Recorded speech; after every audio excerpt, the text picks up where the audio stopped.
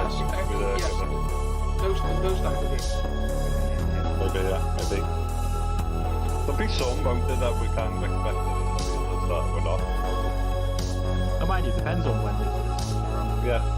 Well, so it's not like 2020, yeah, 2020, isn't it? Yeah, because it's got Black Ops and then it says practice unannounced, so... Yeah. Yeah, so it's be an early list. I don't know. Exciting stuff anyway. E3 will be very...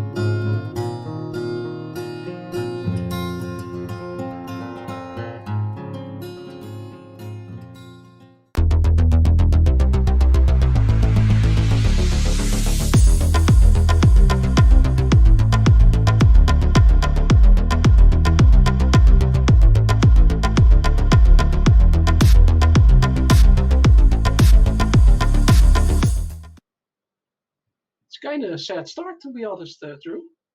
I was always getting pumped up because of the intro, but Hello, everybody. Welcome to episode 34 of the Midweek Mixup podcast. And this week we have two of our panel members back full time. Thank God. We have two still off, but we have special guest here, Chris Grannell, filling in the gaps as well, which is awesome. Again, this week I am absolutely. It's awesome to be back. Eventually, we do have a little bit of a new layout and new program here going on. So apologies if there's any hiccups in the first one, but I hope you do like what you see. As you can see, our beautiful chat on screen here. Everyone can see what's going on and everybody talking to each other, etc. So it gets you all more interactive as well. But before we go any further, we will introduce our panel and our guest. First and foremost, Shomberlon, how are you doing today, brother? What have you been up to?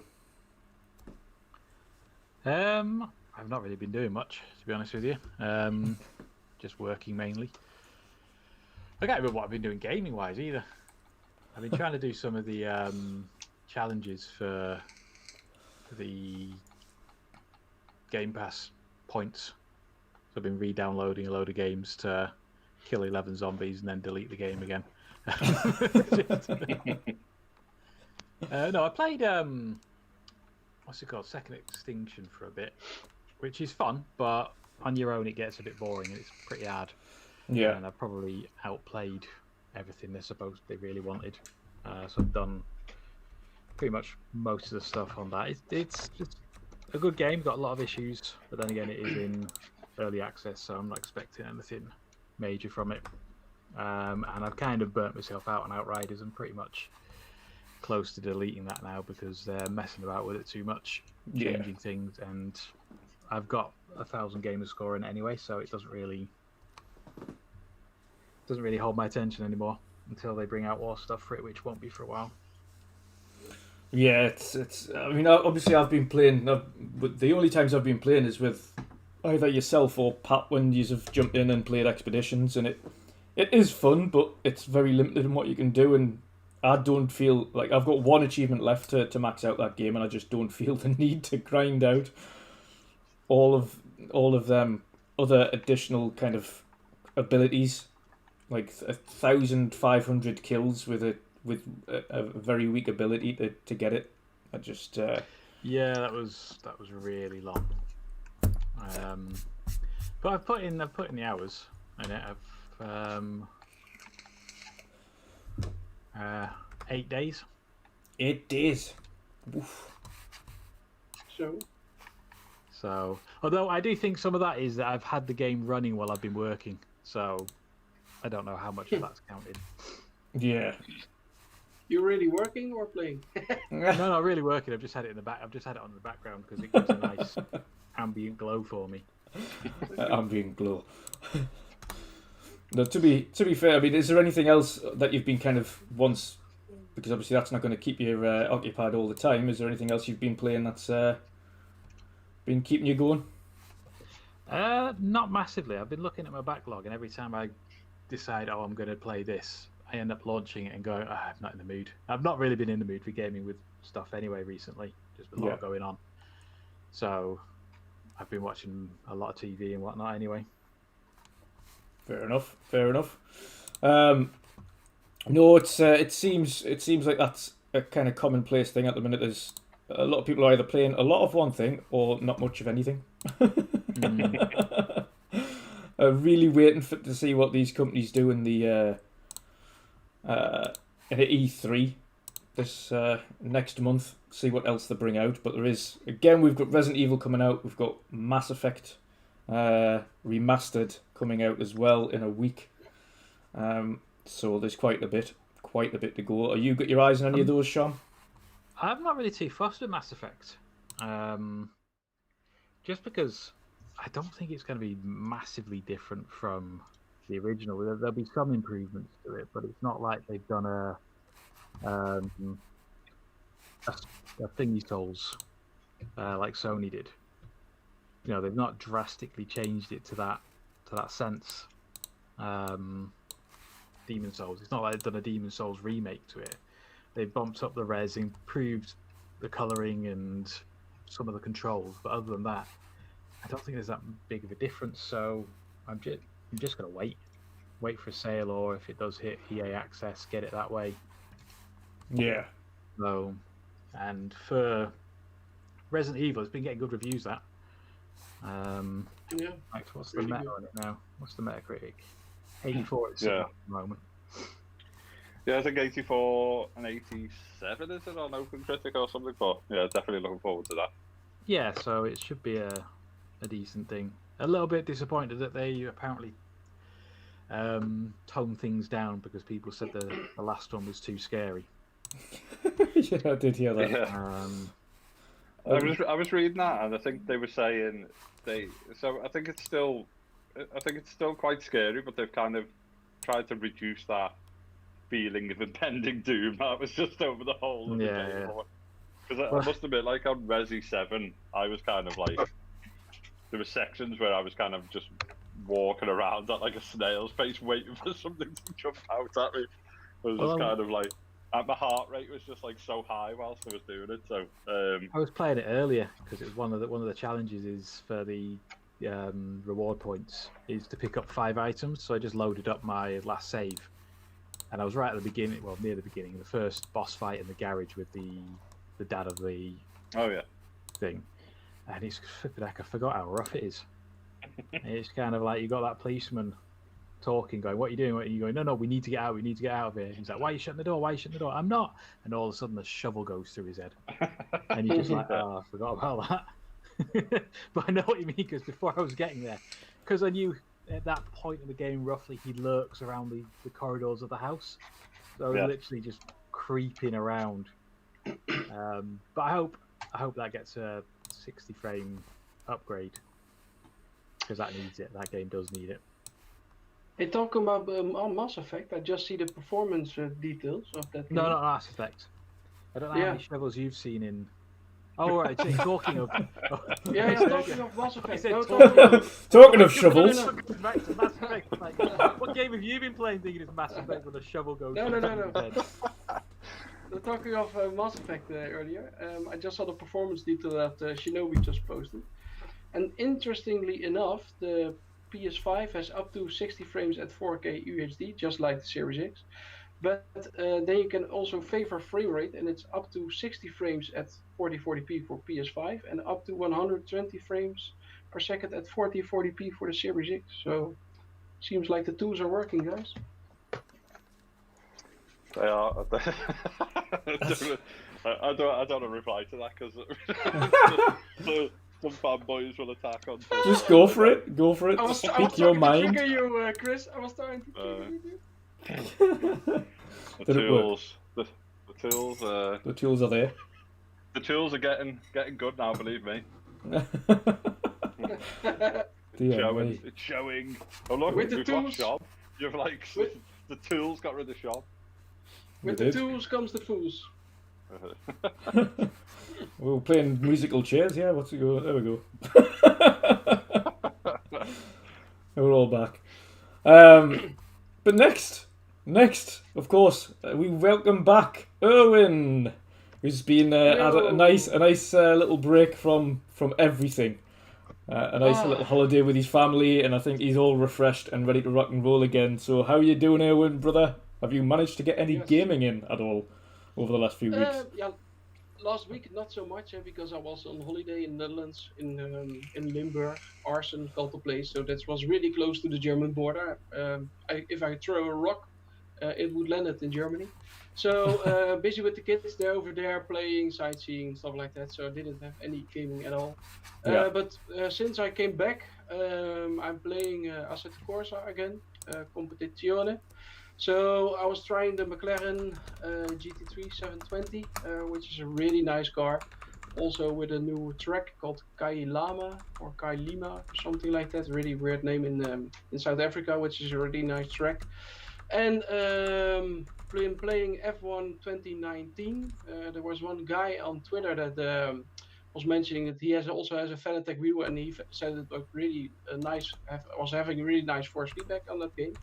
So I tried it, and it also looks very good on the Series X compared to the One X. So higher resolution, the more stable frame rate, I noticed. So that was good. God bless you, Sean. That wasn't even me.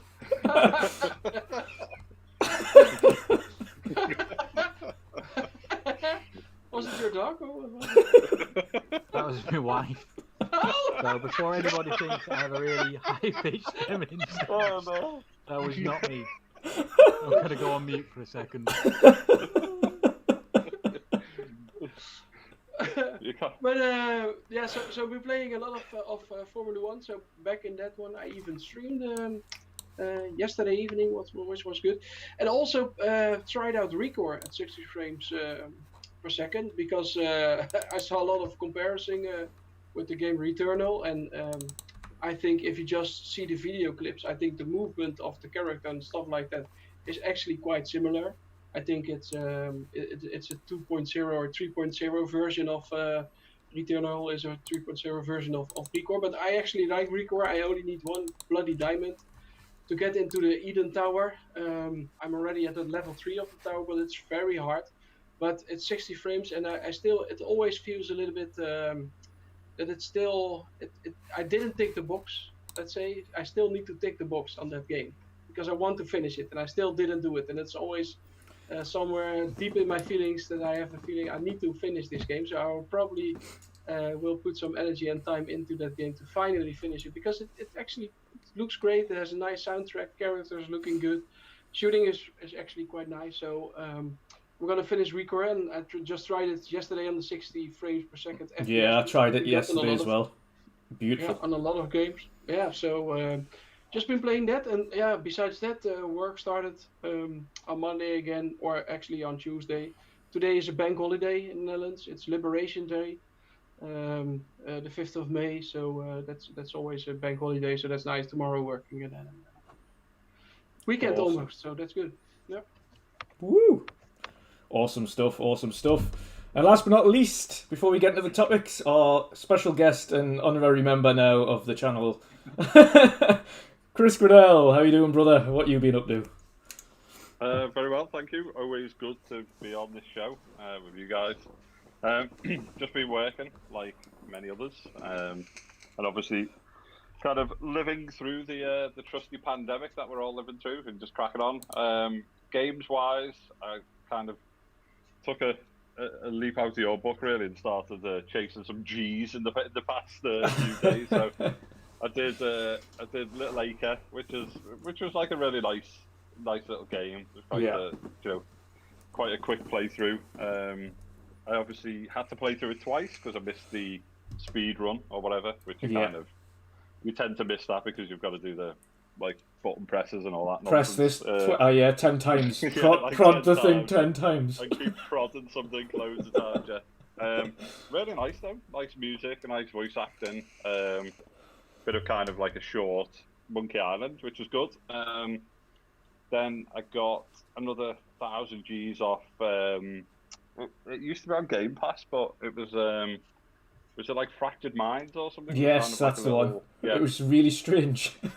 Yeah, so it's kind of like I think it's almost it was this like BAFTA game, wasn't it, done by like a young girl, I think. So yeah, quite interesting. Nice little premise, but it was like 10 minutes for like 1,000 G's. Yeah. It was like based around mental health, wasn't it? Yeah, that was it. Yeah. So and some nice, some obviously poignant messages and stuff in it, but yeah, I think it was like a 10-minute game. So obviously a few G's flying in quite quickly off those. And then I jumped on Mad Max again. So obviously with the FPS boost, absolutely awesome game anyway. Yeah. Hugely kind of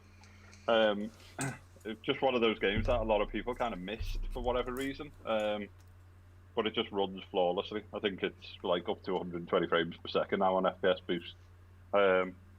So obviously Jason Arnold and team have just smashed it out the park with that kind of FPS boost emulation stuff. I wouldn't mind giving Recore a go. So is that worth playing? You guys? Oh recommend yeah, it? yeah, definitely. 100%. Definitely. It's The visual is 60 really nice. now. I was going to say it's one of them games. One of them games that a lot of people overlooked because it got swallowed in the whole beginning of the generation, kind of mid-generation Xbox shite that happened last. So again, one of them games that just got pushed to the back and everyone kind of forgot about it. Much like Sunset Overdrive, when it came out, everyone was loving it and then forgotten about. And then only now, again, we see Insomniac have refreshed the IP. Yeah, people are...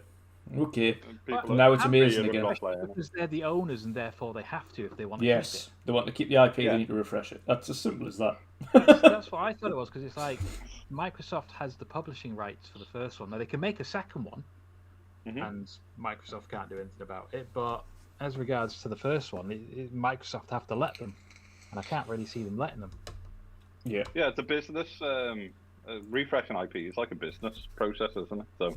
Yeah. Well, you have to do it. You have to refresh it, and you have to make active claims against it if somebody breaches it. Otherwise, you risk losing it. Yeah. So I think Microsoft will probably let them do Sunset Overdrive 2. Much like they won't have a choice. They don't own the IP. So exactly. But they can't. I think they'd have to go to them if they want to do a remake of the first or a remaster of the first. Much like if they did the same for Hellblade. If we wanted to do a remake or remaster of Hellblade. I think initially was it not Sony that had the original rights to that exclusivity? No, they just had a year exclusive because Ninja Theory didn't have the personnel to develop on 2 systems simultaneously. Fair enough. Yeah, I don't think they retained that, but I guess we've seen in the Apple Epic court case that Microsoft, well, Xbox seem to be quite open to things, so I'm sure they won't kind of blockade. Definitely. Sunset Overdrive much. It's not so. But yeah. Well, before I was going to say before we get into the main kind of meat and potatoes, actually, Chris, you covered a good point, and we'll cover it off very briefly. It's obviously the Epic versus Apple court case and things that have come off the back of that. We won't go into it too much because a lot of the stuff is again it's not hearsay because it's all factual information that's being played out in court. But it is quite funny to watch, especially a lot of the stuff that's coming out. Saying, isn't it? I don't think many of the. I certainly don't think like Xbox and other companies getting pulled into it thought that there would be so many kind of papers being released, and then. So I think that the biggest thing that made me laugh was kind of like the judge kind of did whoopsie, stuff was out kind of yesterday, and my bad. It was kind of like, but it's too late. It's just mental, the whole case, and I don't think Epic. He's not looking great, is he, at the minute? I think he's just getting ripped apart by some lawyers, unfortunately. He is, isn't he?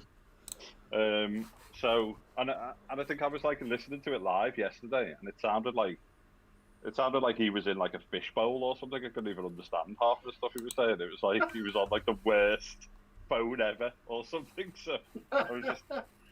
It was sounding like WandrinDutch at the beginning of the YouTube channel.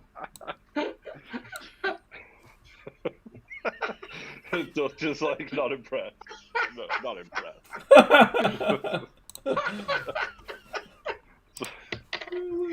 Yeah, it's a weird case. I mean, I can't see them winning. I think he's just kind of he's basically it's like he's up against capitalism. Yeah, like he's trying to sue capitalism or whatever. It's just kind of like he's not going to win. There's no way, and he is well out of his depth. So far out of his depth. I think that didn't one of the judges or someone asked them, like, if Apple like lowered your fee, would you have released it? He was like, yeah, which is kind of totally against the whole court case. Yes, he's just kind of like done himself in when he originally said it wasn't about us getting special treatment, and then he answers, we would have. If Apple would have reduced your fees, would you have been okay with that? Yes, I would have. And it's like, oh shit, I've said it now. Well, yeah, of course. Who wouldn't? Oh crap. Yeah. So it's a bit mental. I've just been kind of enjoying Tom's like tweets when he's just like releasing Who's stuff left, right, and centre. Who's that guy? Tom Warren, he's like the Verge guy, isn't he? Just like flying stuff out. But it was Tim Cook, wasn't it? Didn't even know who he was. No. When he was... Yeah. Who is that guy? That was awesome. Is that the guy doing the demo or whatever? Yeah, And someone said that, like, Tim Cook replied on his iPad, so he was, like, on the toilet. he wasn't even in front of a machine, he was just picking it up on the bog. Oh, who is this guy? Dear me. It was that, of course, and then we seen the backlash over the Fortnite microtransactions. If you all kind of paid attention to that bit. So essentially, Sony have a disclaimer in there that states, and this is to allow crossplay if any other platform. So, for instance, if a Fortnite player from PSN goes and uses their Fortnite account on any other platform and purchases V-Bucks or skins or anything like that, Sony get extra commission if it's purchased, if more skins are purchased outside of their platform than on their platform, because it's a free thing. So they've got additional revenue streams if their own players from PlayStation spend more money on Fortnite on other platforms. It's just ridiculous. So essentially, if an Xbox player was to go and buy a skin whilst they're playing on the Nintendo Switch on Fortnite, the Xbox would still get the same amount of revenue from microtransactions.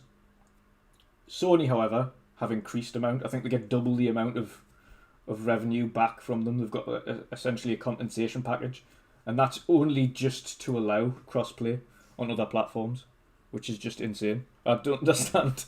Like, that is some kind of bullshit to say, right, okay, well, if we're going to have crossplay with other platforms, then we want more money for it. Yeah, and also that other publishers or developers also has to pay a certain fee, right, if they want to have crossplay.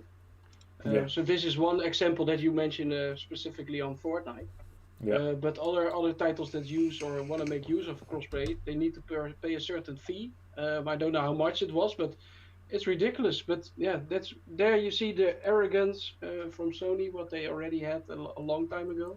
Yeah. This shows again, and yeah, probably when you are market leader, of course you can do that earlier, I think.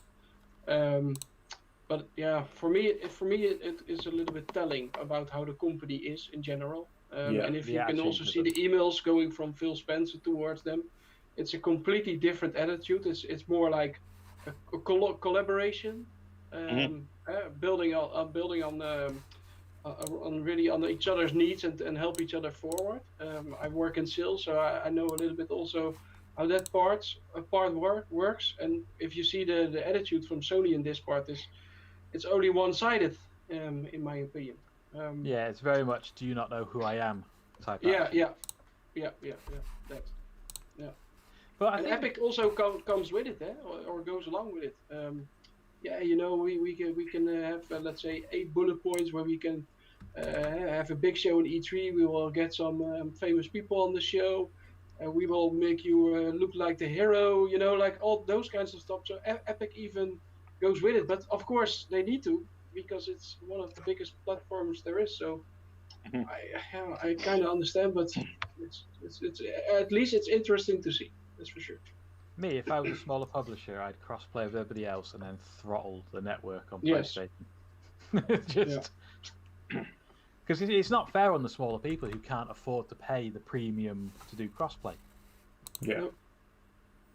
It's just. I wonder if all of this coming out will kind of like change things, or probably not. I don't think half of these were kind of they weren't expecting half of this to come out, were they? Especially when it was stuff that could have been released. But I think what might change it is because we are in a new generation, and I can't see there being the same divide between Xbox and PlayStation this generation. There's not going to be that 2.5 times separation, so there might be a bit more wiggle room to go, all right then, well, we're not going to put it on you. Yeah, you're the bigger market, but there's only 5 or 6 million in it. Forget it. And especially if it is something that's already out on, say, PC, like what's that funky thing everybody's talking about? Everybody wants something of us. One of us? Is it Amongst Us. Among Us, yeah. So if you'd imagine them, a game that's kind of that has that popularity, that kind of cult status, on the PC world, and then PlayStation like, well, it's going to be 15% of all your sales to put on PlayStation. They can kind of go, no, we're not going to do that. You lot can sit on your own, and we'll play between ourselves. Because because there's not the same number in the wild now. They'll have the room to do that. Oh yeah. 100%. Yeah, you can see the big boys kind of like Activision and Call of Duty and stuff just say we're not paying you. We'll just if they start to kind of stretch, because they're making billions and stuff anyway, or they might just not be asked because they've got that many users playing the game anyway. But I see another Call of Duty is coming out, isn't it, with Sledgehammer, is it? Yeah. So presume is that another World War II sequel thing? Is it again, or? Yeah, I'd be up for that. Probably. I quite enjoyed that World War II one. I thought it was quite good. I think the CODs just kind of like all meld into one for me now. I've kind of stopped playing it. Exactly. So it's been a long time. I played Modern Warfare, but I literally only got that near the end of Modern Warfare's life cycle. Yeah. I'll do the same with Black Ops because I'm not overly interested in the multiplayer anymore. Yeah. I've always been one of the unicorns that have played it for the story, for the campaigns. Yeah, the story stuff's quite good, isn't it? But saying that, I didn't even pick up Cold War, so I kind of skipped out on that so far. Well, that's it. The reason I'm doing it is because I'm not paying 70 quid for a Call of Duty. No, I wouldn't either. I am absolutely not playing 70 quid for something that I normally only play for the story anyway, which is what, 5 or 6 hours? Yeah. I did actually. You see, Erwin, you're part of the problem. You're the problem. You're the problem. I always create problems. Now, to stop being part of the problem, is send me a code and I'll play with you. I bought it because my buddy, when he didn't go Series X yet, we could still play each other when he had a PS or Pro or PS5. Now he had a PS5, and now I had a Series X, and we still could play together. We could chat together, so that was one of the reasons why I bought the game, just to play with him. But besides that, I played it for like a month or something like that, and it was going quite well. I enjoyed it, or 2 months tops. And then suddenly I just stopped playing, and I don't feel the habit or the need to get back in or something like that. And it was the first Call of Duty that I bought since 2 years or something like that. And I don't know, somehow Call of Duty doesn't give me the feeling that it used to give me a couple years ago. Yeah, I'm exactly the same. It doesn't draw me back in. Maybe I'm just getting old. I don't know. So maybe my feeling to play other games is bigger than this one. But it's a good. I think Cold War is a nice game. I didn't like the single player so much. I played actually only the multiplayer. I did a couple single player levels, but I didn't like it actually. So I played multiplayer, which was good. To be fair, but I have the feeling it's like a FIFA, every FIFA it's good, the base is good of FIFA, and now you probably get a new version of it with a new player, maybe some new rules and etc, graphically a little bit better, but what actually changed? It's still a really good game, but the annual, let's say, release of those games, I'm sick of it. No, it's just FIFA and Madden and stuff like that. It's like, here's the new roster. I'm American. Roster. I don't know about any of you guys, but I attempted to play MLB the other day, and Jesus Christ, I am bad at that game. I am so bad at that game. I love it. It's such a good game to pick up. It obviously takes a bit to master. And I didn't realise just how long the matches were. I was like, so when is this ending?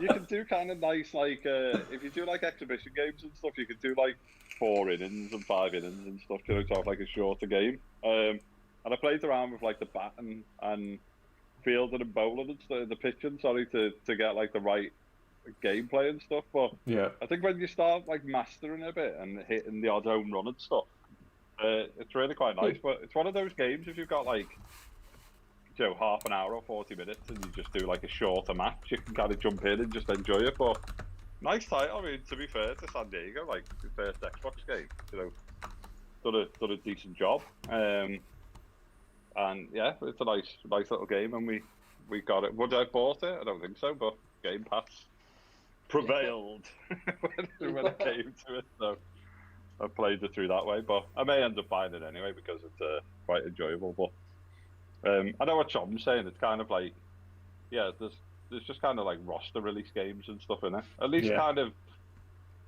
PES are kind of releasing like light versions and stuff, so you can kind of play what you want to play or get the full game if you want and stuff. But I kind of prefer like NHLs and stuff over FIFA. Yeah, I'm not really a FIFA fan. I love hockey. The hockey games are always fun, especially when you get into a fight. I mean, there's no other sport that you can get into a boxing match in the middle of a hockey game without getting a red card. Yeah, you just go and cool down. Just go and cool down. You'll be back in a minute. What did they do? The kind of officials wait until one of them hits the floor, or there's been like a certain number of punches or something? Or it's when somebody gets on top, when somebody starts to look like they're actually winning the fight. Yeah, they stop it. Yeah, it's just amazing. That's brilliant. If only they did that. Imagine if they did that in football. Jesus Christ. Yeah, just like fight. If someone rolls around and pretends, now you can beat the crap out of them now. Yeah, go on, go for it. Make sure that he's really injured. And the last point on this topic before we jump into the main ones was one that Shom jumped into the chat just before, and that is these lovely redacted. You might not be able to see them that much there because it's obviously a much smaller screen, but that is a list of redacted information. Essentially, these are games that should have released for Xbox. That may have been delayed. This is an official document, of course. This is part of the Epic versus Apple court case at the moment. So these are a list of games that have come out, as you might be able to see if you're watching on a larger screen. You have things like MLB, which are still there. You have Balan Wonderland, which is obviously showed on there as well. But then you've got large chunks of redacted information, which is all games that were set to be released, if not going to be released going forward, that by the looks of things have been delayed due to the pandemic. So when everyone keeps saying there is a lot of stuff that Microsoft is working on, oh, they've got no games. But they clearly have a lot of games being worked on, or a lot of games that should have been out very recently that have been redacted and aren't yet out, that are due to come out very soon, if not over the coming months. So, but these are included third party as well, so these aren't just first party. I mean, you can probably tell by the redacted on the left must have been Halo Infinite. Yeah. Which is a bit weird that they'd redact. Oh, mind you, when it came out, when this was produced, it was probably before Halo Infinite. Yeah, exactly. So we've got to look at it from the lens of midway through 2020, not now. But it also shows you that MLB document there, that has been in the works for a long time. Yeah. Mm-hmm. Because MLB's sitting on if this is obviously from months and months and months ago before we even had an inkling that was going to happen. So that's obviously been arranged for quite a while.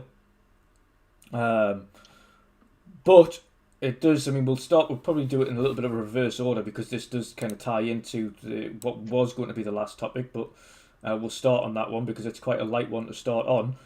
E3 returns next month. Thank God. Instead of Summer Festive Gaming by Jeff Keighley, we're going to have an official E3 event, be it digitally.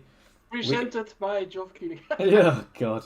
Actually, thankfully, it's hosted by, is it not the guys from... what is it? Funny Cast or something like that? Oh, yes. Kind of Funny.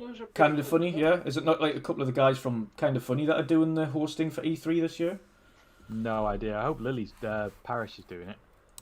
I don't think it is. I think it's the other guy. I think it's Isn't it the dude that worked at IGN that always was the PlayStation dude also? Yes. Greg Miller. Yes, that's the one. Greg Miller. Yes. He's doing E3, he's hosting the E3 show this year. So Greg, to be fair, Greg's quite a decent guy. He's done some good work as well. So it's going to be better than having Jeff Keighley again.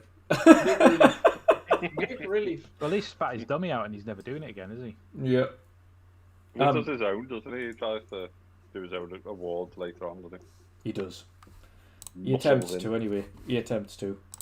I mean, the award show. Let's face it. Of course, he has done a good job with the award show. He has brought some good things on that. But if he just keeps it to his award show, makes that his baby. So once a year he's got one event, and he doesn't try to muscle in with another event mid-year because it did not go well. He's just that's the problem, is he tries to monopolise everything. Yeah, it just didn't go well last time round. At No, all. it didn't. And I think everybody noticed that as well, because everyone was like, "Oh right, he's brilliant. This is the next event," and then we kind of found out, Xbox is going to do a second event, and PlayStation's going to do a second event, and it was like, "Oh, okay, so when is that event?" Oh, we don't know. It's 6 to 8 weeks. 6 to 8 weeks. Sometimes it's just like your hype's completely gone. That's the whole thing is, and I think it's the way that we've been fed it for so long. Is you're used to having that real high, having those 3 or 4 hours or 12 hours or whatever between shows, talking about, oh, can't believe they did that. Oh, that was a bit crap. They didn't quite do that. This time we're talking weeks between each one. yeah. So, and it's just like people are like, oh, right, okay, well, I'm bored of talking about that because we've just had that for the last 6 news cycles. I'm bored now. Oh, this one. And then you got EA come out and you're just like, why bother? So, yeah, I think having that concentrated, I know it's exhausting for everybody, especially those working in the industry and covering it. It is exhausting, but it's so much better for the fans. Oh, 100%. 100%. The beautiful thing about E3 now is seeing that block of E3 is between the 12th and the 15th, and I'm like, thank God we have an actual date range. We don't just have, it's over the entire summer. Yeah. Okay, so Yeah, I know what you mean. when can we plan doing any of this stuff around it? We can't, because we don't know when it's going to be, and then it's like, right, okay, lads, try and find some kind of time to fit this in.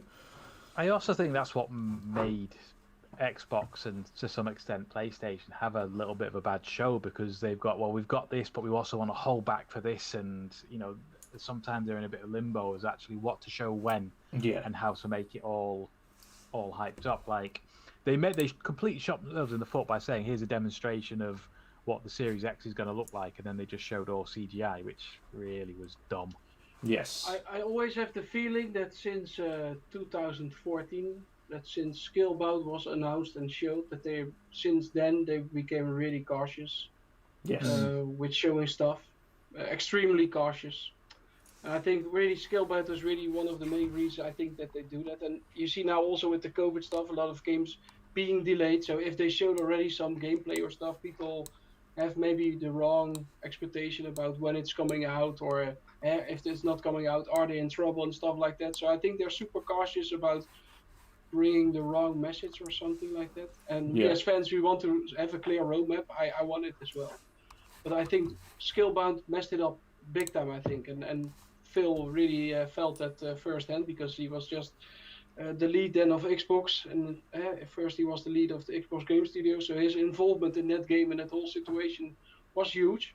So I think he's super careful now about showing games, and that's why we're probably gonna see some games that are launching later this year. And as you saw with Bethesda, in the past they announced it that they are working on a game and it's releasing tomorrow, for example. Yeah. That creates also a big shock effect. So I think with Starfield, for example, that's gonna happen. It's gonna launch in somewhere end September, or maybe the beginning of December or something like that. Before or after Halo. So probably they're going to have a shock effect, and probably Forza then will also be announced at E3. But I wonder how every company is going to deal with this. Isn't it also that Sony hasn't signed up for E3 yet already? Or did they do it already now? Because I thought I read it somewhere like 2 weeks ago that Sony was not on the list still. Yeah, they're still not taking part. I think they've got a very big, other than the fact that they want to do their own thing, I think they're refusing to pay to take part in E3, because obviously you still have to pay, and I think it's still, if not a couple of million pounds to take part in it, even being a digital showcase. I think Microsoft still have they still very much have an intention of having some kind of physical press event there anyway in Microsoft's arena. So I think, and as far as I've been made aware as well, the Microsoft event isn't solely just E3. As far as I'm aware, they have an event for E3 show, but then they have their own show also. So I think they have a smaller thing for E3, and then they have a much larger thing by themselves. Okay. So we'll see what kind of progresses there. But the kind of main part of this is what kind of expectations do we have for E3 now it is back into a kind of a proper scheduled routine, and then finally, what of our what do Xbox need to do as a company now to make a big impact in E3 this time around? Chris, we'll start with yourself, mate. What are your expectations for this E3? And what do you think Xbox need to do to impress? Obviously, I think because we haven't had a traditional E3, I kind of feel, I feel a few big titles will have been kept under wraps for it. Obviously, we know, I think Bethesda, Xbox are trying to do their own event at some point, so they're probably going to save the big guns for that. It's one of those, isn't it? Where it's kind of it's still a bit early in like the new generation. We know and we've read and we've heard that there are, a load of games that are due to come out this year which have not been announced. So I think there's some excitement around those. I think obviously Xbox have slowly started kind of earning the trust back of the player base and stuff. Not like Phil's fault or anyone, but yeah, you've got the scale bound stuff, and you've got little things that just didn't work very well or didn't go to plan. But since then, they've been acquiring studios and building up that kind of first party level of talent to give us consistent releases once they start getting up and running properly. I think Forza Horizon 5, it's rumored to be Mexico now, isn't it? Pretty dead on now. So I think that's surely going to come out this year. I think I want to see, personally, I want to see some stuff on the new Forza. I think obviously some of the guys, some people are on the kind of like Forza panel, which they'll start be seeing some early stuff. I think those guys have got to kind of hit it out the park. Yeah, really. He's there. Yeah, he's there for you. It's mirrored. You're all over here for me. Yeah. All over here. So obviously, I want to see those guys do like some really good stuff. I mean, I enjoy the Forza games.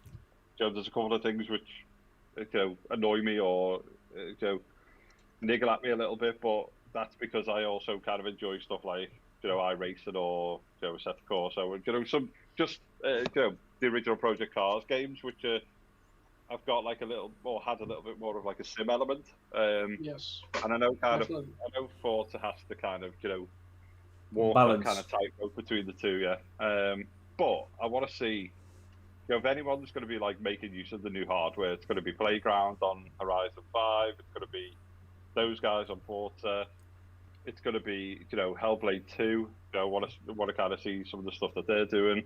And then I'm just kind of like open for being surprised with stuff. I think I'm a little bit of a traditionalist where I kind of hate knowing what's coming out, and I kind of enjoyed it, years and years and years ago, where you would only find out about something on like an E3 or you'd have like no inkling, you'd be kind of blown away by something that you see for the first time. And then there's obviously rumours of like Starfield being released this year. Other stuff where people have said it's kind of miles away.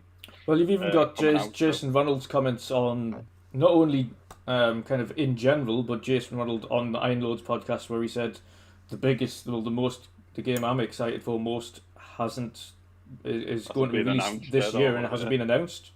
Yeah, but it is releasing this year. Well, I think I mean, it goes back to like some of the conversations we were having about kind of IP and stuff like that, registering your IP and stuff. But I think Starfield have kind of like updated trademark or a copyright or something for like this year. And Correct. last time Bethesda did it, was kind of was for Fallout or something, and it kind of released in the same year. So I think a lot of people have been putting two and two together. But obviously Bethesda, as Erwin was saying, so they tend to announce stuff right at the point where it's kind of, or show stuff right at the point where it's about to release. Yeah. So they do a bit of like an Apple in that regard, doesn't it? Which, so it is the new iPhone. Oh, by the way, you can buy it tomorrow or whatever. Yeah. It's kind of, I like those type of reveals where, you know, it's kind of a big smack in the mouth and then it's kind of going to come out and stuff. So I'm hoping for something better than like the summer of games and things that we've had previously. And yeah, there's some stuff that I'm waiting for, and there's some stuff I want to be like really surprised over. Yeah, definitely. What do you think they need to do to make a big impact then? I just think they need to go big on like the first party stuff. You know, they need to show like real kind of blockbuster titles. They need to kind of, you know, I think there's like a little bit of a fear factor, isn't there? I think, and this isn't like singling anyone out, but I think, you know, we've moved into a time, haven't we, where if you kind of show it early access, you show a demo, you show this, you show that, it's kind of, it takes minutes before, you know, a media outlet has gone, so it's at this resolution and it's running at this and it's doing this and it dropped a frame here and it's done that. And that's not me just saying, I like what Digital Foundry do. There's other, you know, there's other kind of media outlets on YouTube and stuff that kind of, you know, rip games apart straight away, you know, doing kind of res comparisons and stuff. And I don't really think that kind of, certainly when it's like a demo or early access, it doesn't really help anyone because, you know, people just start to like rip into the hardware can't do it, the devs are crap, you know, this, that. Yeah. And it's kind of like, you know, come on, it's like, it's early days, you know, it's not being, they want to show what they're doing, but, you know, they haven't put something together so someone can kind of put it through like a res checker and go, oh, it's dropped 2 frames on this, you know, screen, it's trash now. Because no one plays a console game with like an FPS counter on anyway. So, Nope. And then if you've got like, you know, if you've got VRR and stuff like that, then you start to not even kind of experience some of those things. So I do get where kind of Erwin's coming from, where it's kind of, a lot of people are like more cagey nowadays to kind of show something because it gets, you know, gone are the days when Killzone 2, you know, Sony, we just released a big CG trailer and went, this is what we're going to try and do. Oh God, yeah, and looked absolutely nothing like it. But Were you one of the culprits for that? Were you Was that you? one of the frauds? it was my decision. No, it Yes, was, idea. it's already kind of moved into dev after that. Then I kind of like joined the team a bit later on, but Yeah, but what's just happened- like yeah, dodging that one. I joined later. Yeah, it's like my phone's going. It's like Herman Holston's on the phone, like it's not talking, Chris. Sorry. It's like no, but the whole thing with that is that was almost like an internal. Like Sony used to utilize things like that to say, this is what we want to, you know, this is kind of the experience we want to like achieve. So it wasn't supposed to be, this is the game. It was kind of like a vertical slice of a piece of action, and this is what we want to try and achieve with like field of view, you know, cameras and stuff like that. It wasn't, this is how the final game looks. I mean, I'm biased anyway. I think, you know, it was one of the best one of the best looking PS3 games anyway. Yeah. So, Yeah. True. Yeah, Well- the demo you showed us was one of the best looking. I think if you look at Stop gameplay, I think it's still pretty close. Yeah. yeah, I mean, in my opinion, I mean, Yeah. at the first thing that we saw the trailer was like, this is complete bullshit. But if you look now for maybe if you play the game or live streams or whatever on YouTube, you see the real gameplay. I think they did actually a quite decent job, to be honest. Oh yeah, 100%. I mean, if you take like, you know, field of view, camera position, you know, camera animation, you know, all of those things, which is what it was kind of help setting the scene. And to be honest, it kind of, you know, it did help the team and it worked well. I think the problem that I ran into is it was almost kind of like, you know, Sony had used it as kind of, this is the power of the PS3, and you know, almost tried to make out it was kind of, you know, it was a game. And obviously we live in like a period now where every little thing has got like a comment on the bottom saying it's not actual gameplay and stuff. It's probably probably because of some of that stuff. But it's I think people are like, I think developers are in fear of kind of like showing something and it being ripped apart because there's a pixel out of place, or it drops a frame because it hasn't been optimized and stuff. So I think a lot of people are very cagey about kind of showing stuff until it's ready, and I think we've lost a bit of that kind of seeing some stuff kind of early on and getting excited about stuff. But as I say, I'm someone who kind of wants a smack in the face and then it's out in a couple of months so I can play it, rather than look how good this is, you can get it in 2025, and it's kind of like, I don't even know if I'm going to be alive in 2025. It's like, what could happen? So I think that's what Xbox need to come out like guns blazing and show off like some real high quality first party stuff. The last example that we had was Halo, right? Infinite. You saw what that created, right? For a shit show. They delayed the game for the better. I mean, it's okay, but just don't show off in that state, because people are already trashing it now, even with one screenshot that they say, "Oh, look at the brute, it's still looking like shit," and this and that. You only have one first impression, in my opinion, and you can mess it up or blow people's socks off. I think with Halo, they did a really bad job in that regard, and such examples they really need to avoid, and they just need to deliver better quality. Easy as that. Yeah, I don't know whose kind of decision it was to kind of release that gameplay demo, and it was kind of it had like smoke pop and all kinds of nonsense in it, didn't it? But from kind of a Halo fan, the gameplay looked exactly what Halo was about. Pick up a weapon really quick, kill, drop that, pick up another weapon. So that element was kind of nice, but people get too caught up on there's a bit of smoke pop, or there's a bit of that, or there's But people who are not Halo fans, not Halo fans will be disappointed, and like you mentioned, people are looking with a monoculus, or how do you say it? With the, and then they see every little detail. So it's crazy. Yeah. It is, and I mean, obviously Craig was born, wasn't he, from that demo? I think we'll all be silently disappointed if they don't include him in some way, shape, or form in the final game. The end boss, Craig. But I mean, it's unfair, isn't it? And I mean, like, unfairly now, like a talented studio like Housemarque are on the receiving end of that, because there's like there's a facial model in a mirrored reflection in the game, which is now being like, it's now there like Craig Gates, which is, I think certain people just like expect too much from. Those guys have made the right decision by going, we're going to target like internal 1080p. We're going to kind of use checkerboard to get it up. We're going to have like as many like amazing effects as possible, really slick, fast gameplay, and they've made like the right decisions based on what the hardware can do. And it's, if they'd gone like 4K and it was like dropping frames and stuff, it would be other people saying they should have dropped the internal res, they should have done this, they should have done that. So you can't win at all. Like. Well, to me, I'm fully expecting now as well with Halo, when that releases, is the backlash that they've had on the quality side of things, in terms of not resolution, but primarily the texture details on characters and the world, etc., and the lighting.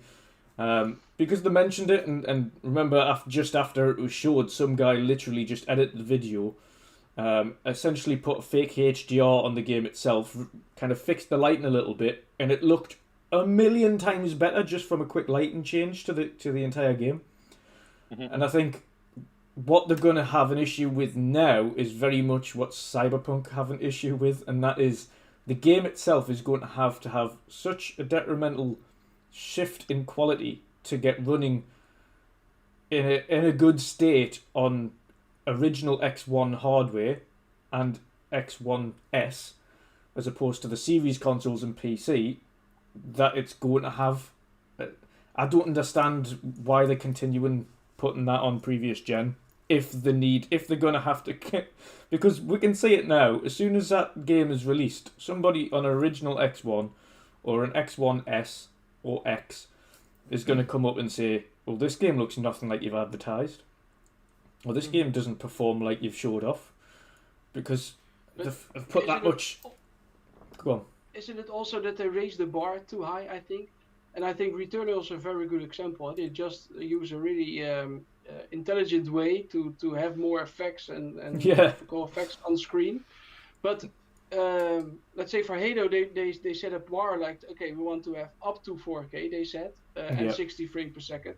But it's also a dynamic world, which will cost also use hit on performance. So I have sometimes the feeling that, and you saw that with the One X as well, right? They most of the time they had a native 4K.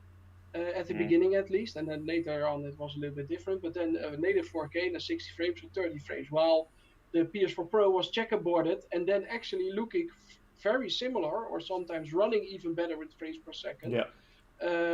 So I sometimes have the idea that Sony and its developers will get more out of their hardware or whatever by really clever software tricks. Yeah. And that Microsoft is more brute forcing. Okay, we just have the power and just like brute force it. So I think maybe they will change, and maybe with all the RDNA2 features that are coming up and etc. Maybe that will solve a lot of issues. But I think maybe they raise the bar too high. And also with Halo, you got probably a massive single player. You got a massive multiplayer. You're releasing on multiple devices, consoles, whatever. If you compare that to Returnal, it's just a 20-hour or 40-hour game, single player, not even co-op, only PS5. It's also has to do with focus. And if your focus is not, let's say, for one machine or whatever, I think you will get trouble anyway, because you're moving through different pipelines, etc., different troubles. Your team is going to be huge as well, so focus is also important. But yeah, man, I think they just have too much on their pitchfork, let's say. Yeah, I think they really need, especially for this Halo specifically. I think it would be wiser to drop the last gen. I think the workload, specifically for that, they'll be able to put a lot more into it and get a lot more done and quicker and better, and have a lot less issues focusing on the next gen hardware, which gives them a lot more headroom than it is to try and... Now they've got two development kits, because the Series X and S development kit is not the same as the Xbox One and One S and One X development kits, nor is it the same as the PC. They are all very much different. And I don't know how well the new refinements to the slipspace engine kind of works on previous gen as well, because they've refined that to work for this next gen Halo. So there's a lot that we need to take in. Of course, what we've seen and from screenshots, etc., that they've showed so far, obviously the improvements have been massive in that 8-month period that they've had so far, and they've still got another nigh on half year until that releases. But I guess we'll just have to wait and see. We're just fingers crossed. Fingers crossed. Yeah, I mean, I've got faith that it'll be sorted. I think they were probably just, it was a huge launch title. It was supposed to launch with the Series console. So you could see that it was all over the box, certainly the Series X. But they've got time, they've got more talent working on it. It's a very specific game, multiplayer targeting kind of 120, and so on and so forth. So I just think, I've got faith that it'll kind of, the extra time will give us a product that we need, and I think. I think time will tell, won't it? I don't think they'll make the mistake of kind of releasing something which is below par. Oh, definitely not. And I think one thing that's going to benefit, especially, it probably won't be implemented quick enough for Halo or anything that's coming out within the next year to take advantage of. But on PC, of course, you have DLSS, or Deep Learning Super Sampling, which effectively recreates a 1080p image to a 4K image, and it's nigh on discernible from each other. You can't tell the difference. And that's, again, is another method, and it also massively reduces the overhead usage on GPU and CPU. So that in itself, if that was implemented into future titles, and again, we know AMD's got their own version, which isn't yet some final. DirectML stuff, isn't it? Yeah. So. I think the direct ML stuff will. I think like Kirby Louise has already spoken about Joe about some of the stuff that direct ML's capable of and stuff. So I think those. I think you're right. I think some of those features and some of those kind of tools and when they're kind of up and running properly and they're kind of optimized correctly, they're being utilized by developers in the right way.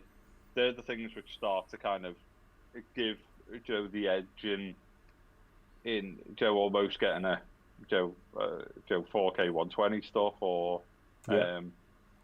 that's with a what lot more starts kind to of push detailed games and forward. stuff. That's really what starts pushing forward development, because it gives, when you start to implement a tool like that, then it's creating a lot more headroom to be able to do more on the technical side of things in games. So you'll be able to then say, right, okay, much like in Horizon Zero Dawn, the only reason they didn't include the flying mechanic is because it didn't work outside of PS4 Pro. Said they just could not get that thing to run properly on the original PlayStation 4, so they couldn't include. Obviously, the PlayStation 4 held back that particular mechanic for the game, so they didn't include the flying mechanic in Horizon at all. So essentially, like you would ride the machines, etc., all over the kind of world, you were supposed to be able to hijack one of the giant birds that you can take down and fly that around, but of course they couldn't include that. So I'm fully expecting that now on the next gen to be implemented. But again, it's going to be a cross-gen game, so let's see how well they've done it. And probably, like Erwin said, clever use of system mechanics and software features to be able to manage that kind of overhead and be able to get their mechanics working. Erwin, what do you think then, outside of Halo, Xbox need to do to make a big impact at E3 this year? Yeah, more or less what Chris was summing up. I don't think there's too much to add. I think the hardware is there. The start of this generation is so much better than compared to with the Xbox One, right? So the whole road to launch and afterward as well with Game Pass releasing more third-party games. I think maybe that's even the biggest. If they release, for example, the heavy rumored Battlefield 6 in Game Pass day one, but that will blow people's socks off for sure. And I think just releasing like footage of Hellblade 2, right? All the game, because now it's you're in a period where it's all down to the game. Everything, like I said, road to launch is good. The release has been good. The machine has been powerful. People are happy with it. Game Pass is great. But now it's really about, okay, so what is in the pipeline? What are the games going to look like? Is it going to be on the same quality level as that Sony has? And just make Game Pass that nobody has an excuse not to take Game Pass anymore, right? There is almost no excuses. But if they will release more and more third-party games in the service, I think that will, in the end, will be decisive. I think for this generation, because the MLB stuff and Outriders is just the beginning, and you saw so much people talking about it, the mouth-on-mouth marketing that you have with people playing those games, like Archie said a while ago on this show. I think those ingredients will prove the success, and I think they will need to show off Game Pass in a big way by announcing big third-party titles day one in the service.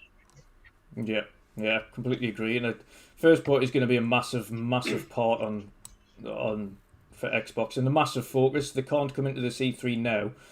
I mean, what I would expect them to do in terms of third-party stuff is, if they've got third-party exclusives, then fair enough, show that off. However, if it's stuff that's going to be, or third-party going into Game Pass, save that stuff for like a sizzle reel. Okay, we've partnered with this company, and this is what's coming into Game Pass for third parties. But let's focus at the entire E3 event on what our first-party teams are offering. I think that's probably the only way they can really realistically go for it and still make a massive impact, is just absolutely focus on first party, and show really what them teams have been doing behind the scenes, because they've been working on something, and they've been working on games for a long time. We know that there's a lot of stuff that Xbox are intentionally not announcing, or at least discussing, because again, of reasons that Chris discussed before, and yourself. I think the scale-bound thing, plus many others, has really caused them to reevaluate how they show off games and when they show off games. So it's just one of them. Shom, have you got anything kind of additional that you want to add to that? What do you think they need to do to make a massive impact? And what are your expectations for E3 this year?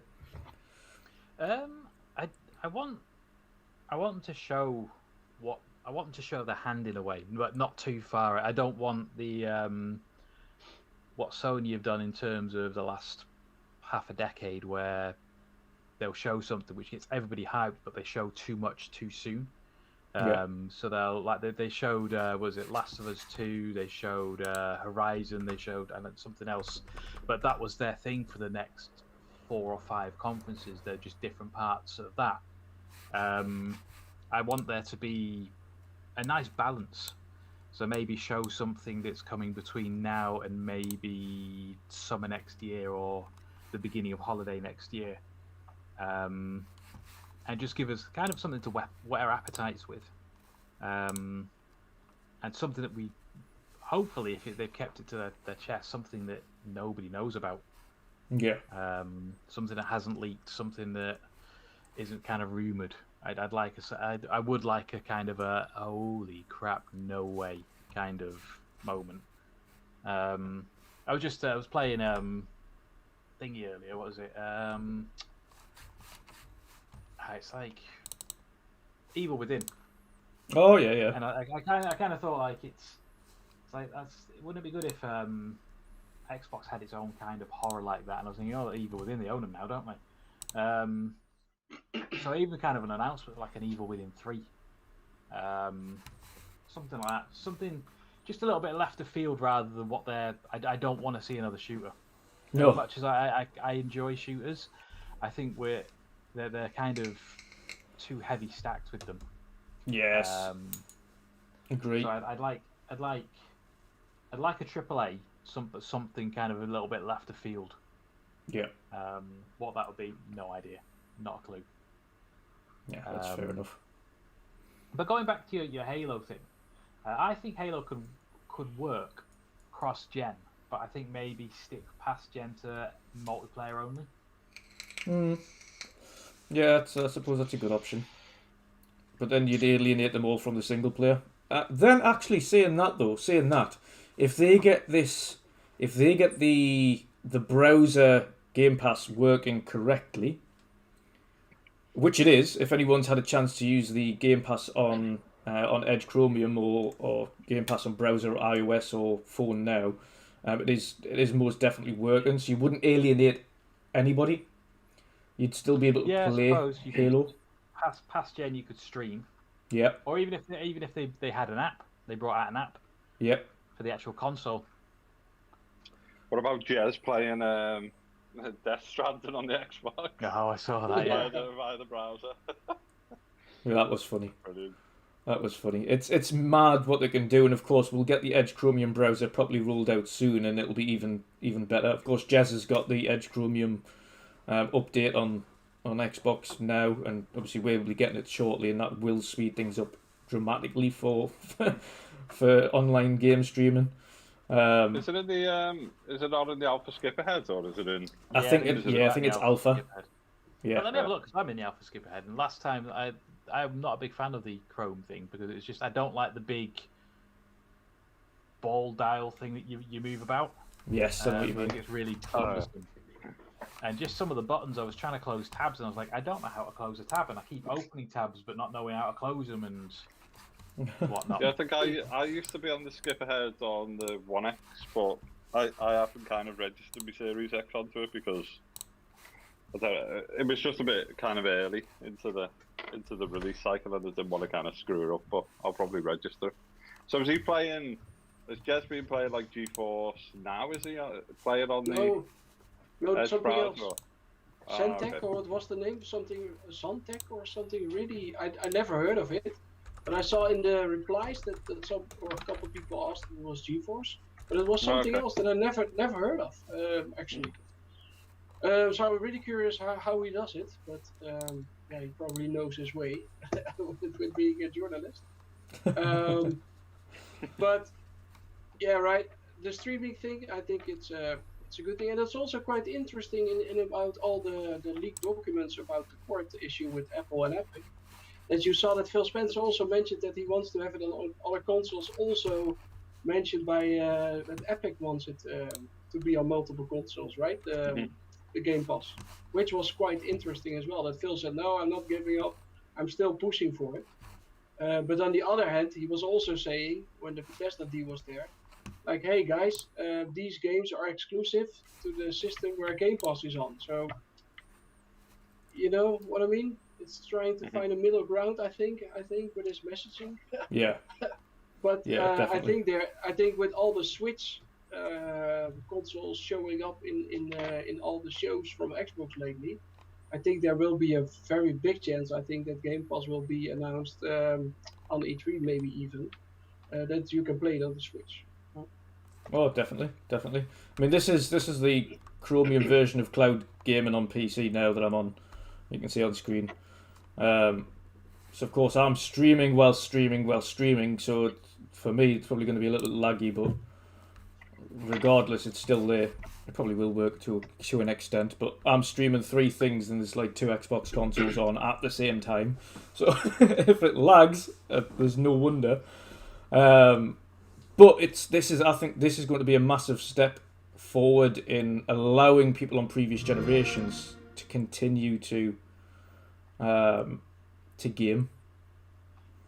It's even when you can't afford a Series X, if everybody has Game Pass and then has access to the Edge Chromium browser on the Xbox, then they can game on next gen games without needing a next gen console. Obviously, to get the native look of that, then they would have to get the next gen console to be able to play it in its full glory, 4K and all the bells and whistles switched on, etc. But still, it's a massive thing, absolutely massive.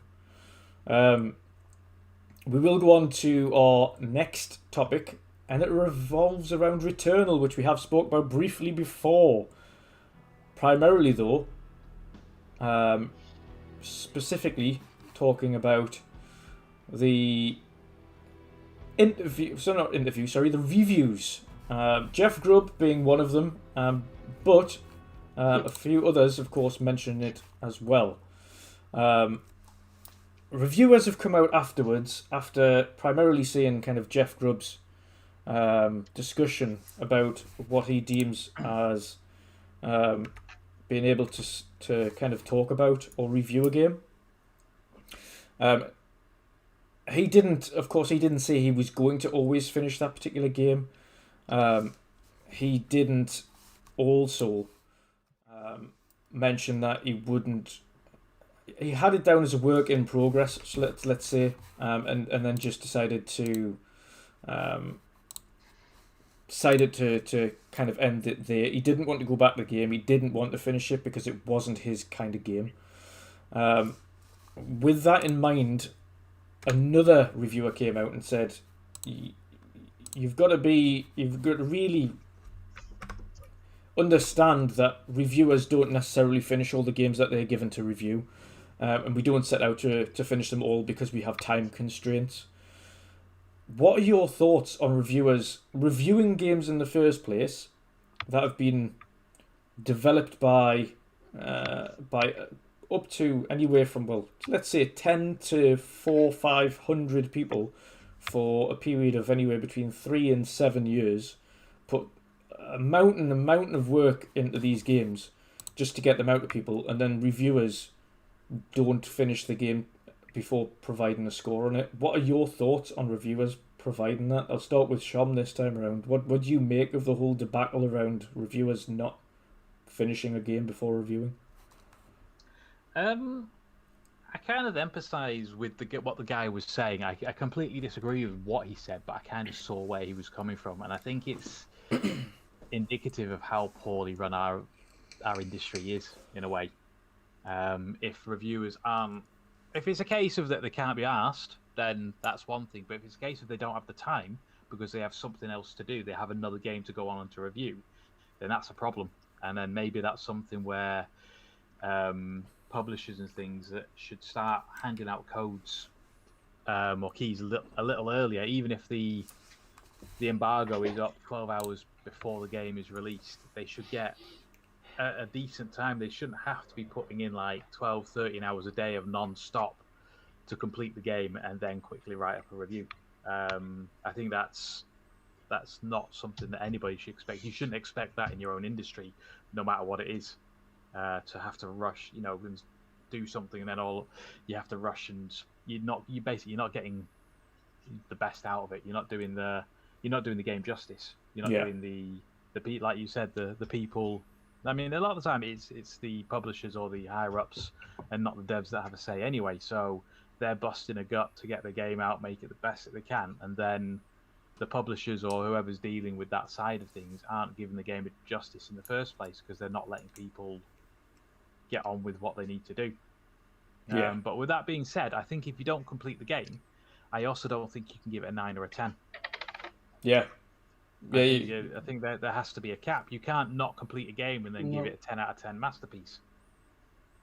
There has to be at least stipulations in place. Stipulations in place that where they have to put a disclaimer on there that the game was not complete at point of review. I think I've seen some people say, well, don't call it a review, call it an opinion piece or something else. Mm-hmm. You can't review something you haven't fully got to. I mean, can you imagine all the people that if nobody ever got to the end of Mass Effect 3, they finished like 2 or 3 hours before it ended, nobody would have a clue about that end of game thing, and that would have affected quite a few people back in the time. Exactly, and there's another major point actually. There is a lot of games now that do have end game content. So if you're not finishing the game to get to the end game content to be able to review what is fully in the game, then that isn't a review. Like you mentioned, it's an opinion piece. Wasn't it also that Rand Thor finished the game 2 or 3 times just to get a different ending? Yes. The real ending, he said on Twitter. Yep. So for which game? Returnal. Oh, did he? I didn't realise he did. Yeah, he's finished it several times over now. Yeah. To be honest with you, that guy is a beast at gaming. Yeah, he is. No, what I'm trying to say, if a reviewer didn't finish the game, how the hell? And you have a fully right point there, Steve. How then can a reviewer give a 9+ or a 10 to a game, which has maybe a different kind of ending that I don't know, whatever, can be very positive or negative, both ways. Yep. How the hell can you then you just played it for 80%, 70%, so how the hell can you then give it already a 100% score? It's ridiculous. If I do my job 80%, I don't get things done, right? So I also refuse to believe that none of them came across this bug that's been affecting people. Oh, it's major. It's not a little bug either, and this is fair play to the developers, because the developers have come out straight away and said, listen, this thing that's causing the game to crash has got nothing to do with us. Like we've sent off all the reports, and it's a hardware issue. The hardware is failing. So they've sent it to Sony, and Sony have to fix it. So you shouldn't imagine creating a game to the vision, and fair play to them. Their vision of the game, as much as it's been a complete and utter polar moment where you'll either love it or you hate it, where there isn't save. There is no saves in the game. So you play it start to finish. If you die, you lose everything, you start again. That already is not everyone's cup of tea. Of course, the game itself, a complete run, is something like 2-3 hours from start to finish.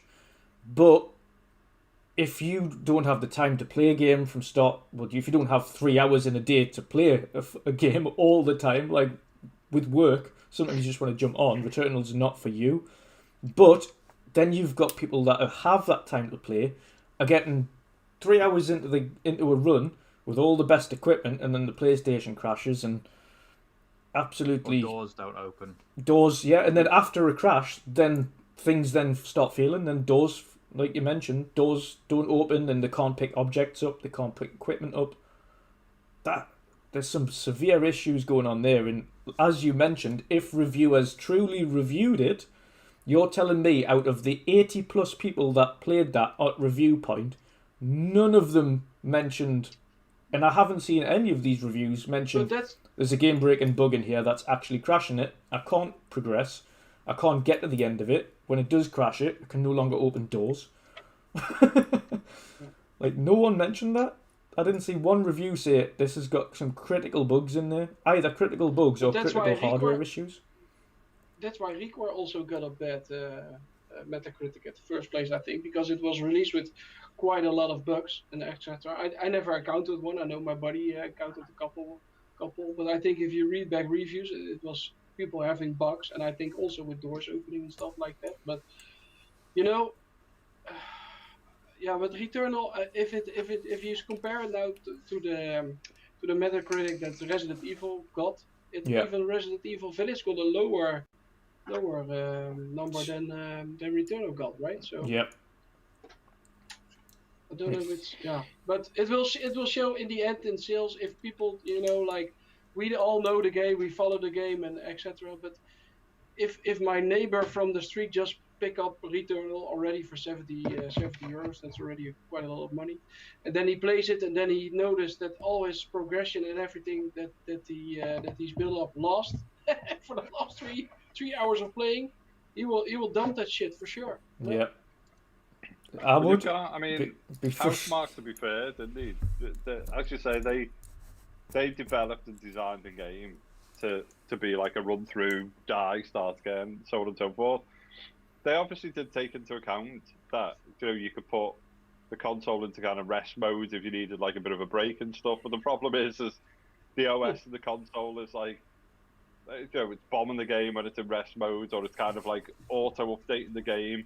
So I saw one where someone put it in rest mode and it kind of survived the rest mode process, but then when he turned it back on, it like updated the game and said, "Oh, we've closed the game while it was in rest mode." So, you know, he lost all the progression that way. So, to be fair to Housemarque, they're kind of utilising what, you know, the stability of the hardware should support it going into rest and being fine and stuff. If you do need a kind of, you know, a break because, you know, you need to look after, you know, your kids woken up, or, you know, something, life gets in the way. I say life.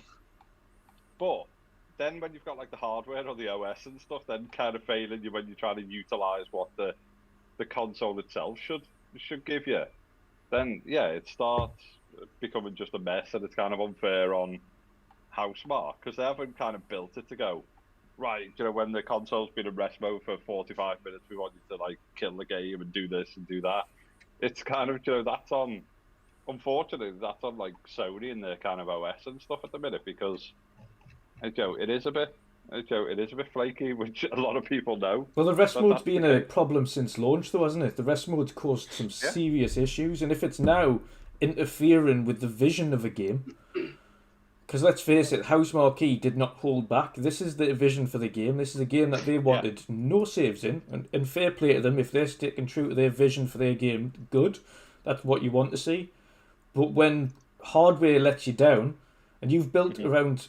The console is technically capable of running your game, but then it crashes in really peculiar moments. Like, you've been playing it for 3 hours, it's been absolutely not a speck of bother up until that point, and then crashes, completely launched, there you go, right, okay, start again. That's not on Housemarque, that's on Sony needing to fix whatever issue they've got going on with their OS, because it's an OS issue, and like you mentioned, going into rest mode, and then forcing an update whilst in rest mode, because on Xbox it doesn't force update whilst the game is in quick resume. Like, if you want that game to update, you need to close that game down first manually, and then when you launch it again, it'll then ask you to update the game before continuing.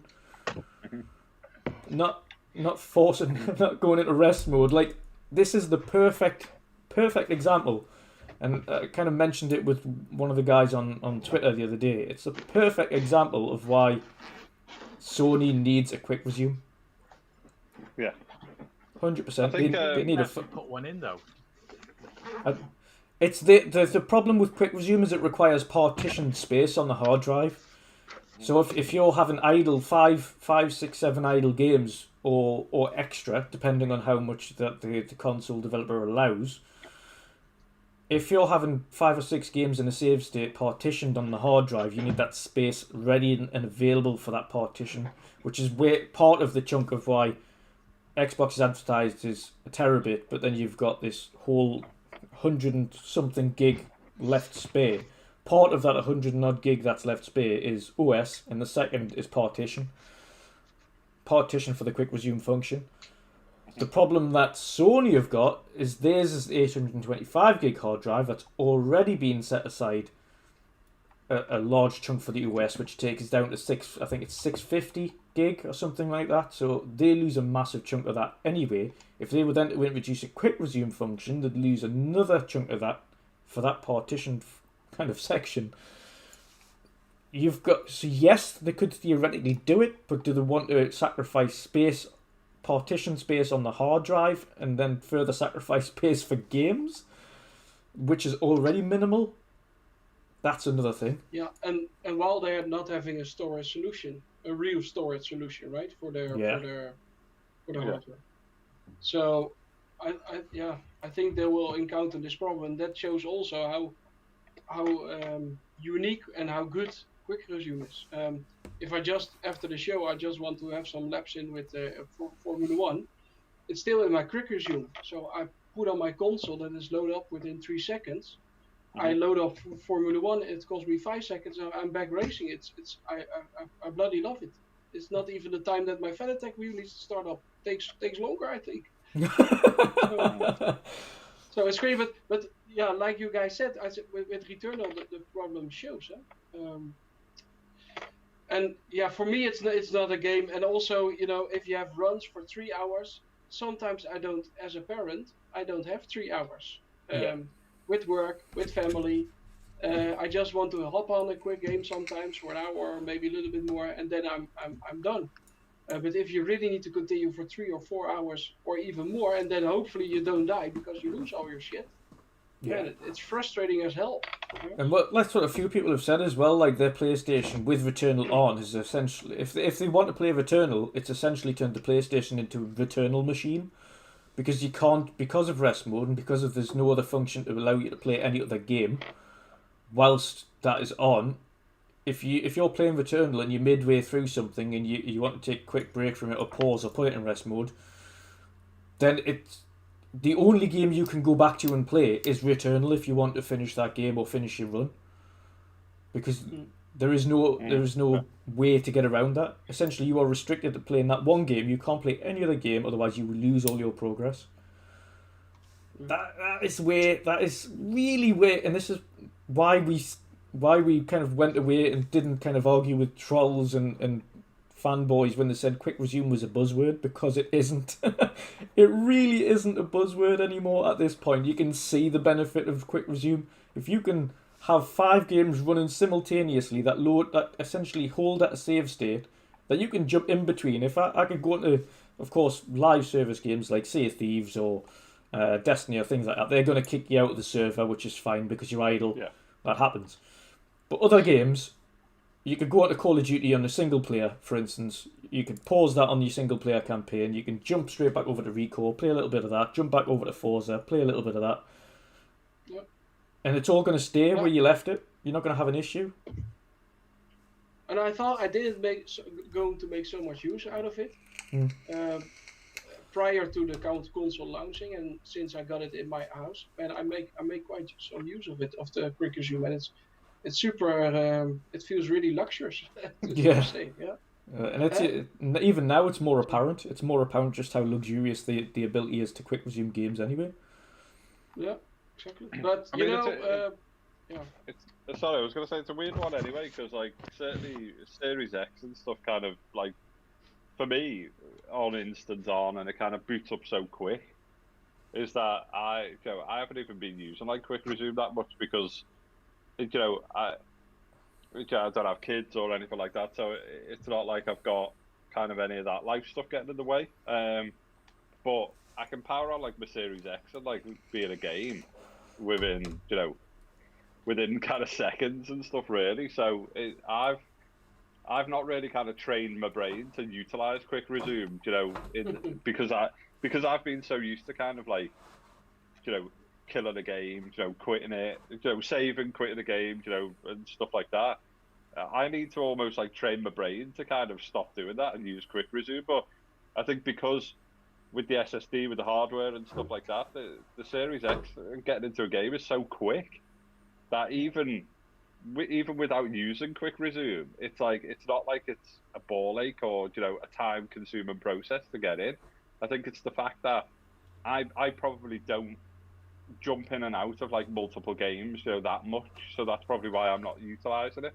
I'll kind of put like me all into the game that I'm playing, and then maybe have like a blast on something else. But I almost need to like retrain my brain to utilize quick resume. But I think because like the new hardware and stuff is so like quick, it's it's a luxurious anyway. It's a luxury anyway to kind of like boot up a a new like next gen console and be in a game so quick.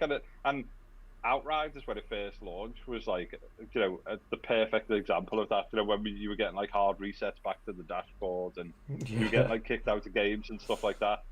That would have been the end of Outriders for me if it wasn't for the fact that I could be back in a game within like 25 seconds or something. By like logging in, like booting up, logging in, and then I'd rejoin like my mate or so on and so forth. The process to get back in, and Outriders was so good at kind of like saving where you were up to, on that particular level or on the map or whatever. You would be back in the game so quick. That's probably the saving grace for me when Outriders first launched. But it's all down to like the hardware, and then part of me thinks, yeah, okay, we've not seen real kind of like first party games utilizing it on, really utilizing it on the Sony side, like the IO, the SSD, and so on and so forth. But I think it was kind of like a mistake for Sony trying to, customize that SSD so much for when we've seen gains of like, 2 seconds or something like that, which a lot of people who understand like SSDs, who've seen them in PCs and so on and so forth, kind of said it was going to be that process. And even on some back and pat stuff, and I know it's back and pat, but you've got like Xbox games performing, or like last gen games, being played in the kind of like back and pat mode. You've got some Xbox games loading quicker than what the PS5's doing and stuff. And again, that's down to like emulation with hardware and stuff like that. So it's kind of a slightly false remit. But I genuinely think like Sony should have just gone with like a off the shelf, decently quick SSD. They could have then utilized like the expansion slot properly. They didn't have to kind of like wait for this super high speed. And I don't think we're going to see anything. I don't think we're going to see anything that's like we're going to turn around and go, that's the reason. And I know like Returnal's got some, almost kind of instant loading elements and things like that. But Xbox gamers are kind of experiencing some of that on other games themselves. So I think a gamer nowadays, I think it's fine for something to take like 10 seconds, and be seen as kind of, oh, that's a long load time, 10 seconds or 12 seconds. Yeah. It's not really. I mean, Erwin just said like his steering wheel doesn't even like kick into action with the speed of some of these games now. No joke, Yeah, and I just think like, I just think Sony kind of thought we're going to go big with this SSD. It's gonna be like a revelation. It's gonna be like a game changer and stuff for us.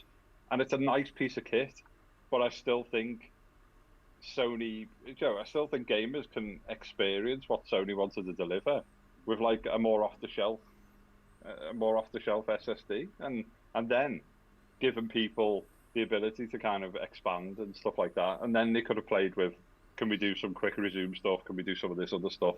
I just think it would have been better spent. And obviously, there's talk of them like redesigning hardware now, because of shortages and stuff like that. It's got nothing to do with that. They've basically realised that there's some fundamental flaws with what they've put together, and great. If they're going to kind of fix some of those things, then that's fine. I welcome kind of like a hardware redesign. Yeah. But some of those decisions were just kind of the wrong decisions to make for the wrong reasons, especially when we were going from like mechanical hard drives to SSDs and stuff. It was going to be like a big kind of game changer move anyway. So I think, I would have sooner had like quick resume or some of these kind of suspend modes and stuff just working. More stable hardware, more stable OS and stuff. And I know some people have got stable PS5s, and some people have had the short straw and had kind of really defective kind of bad machines and stuff, and that always kind of happens at the beginning of hardware cycles. But like you were saying, Dutch, when it's kind of interfering with like a developer's vision of like no saves, but you can suspend, and we want this kind of this grind and stuff like that. Then it's unfair on the dev. Then it's unfair on like Housemarque getting the crap, and people saying, "Oh, it's your game," and it's this, that, the other. But it's not. That's the vision of the game, and that's what they've developed. So people should experience what they wanted to create, and the hardware shouldn't get in the way of that. Yeah, completely agree. And like you mentioned, the SSD, there's Insomniac as well as the likes of Naughty Dog, Epic for Unreal. They've all mentioned what has been showcased so far. Anyway, it can absolutely be achieved on the SSD in the Xbox Series X. Mm-hmm. So what they're trying to do anyway, is to showcase the power of the SSD. That it's all it is just an additional bit of speed, and it translates into nothing but, i.e., sometimes a second, if not milliseconds of difference in what you're trying to achieve in real world application. That's not going to make a difference to the gamer. A 1 second or less difference in some of these transitions which you're doing, you're not going to notice it.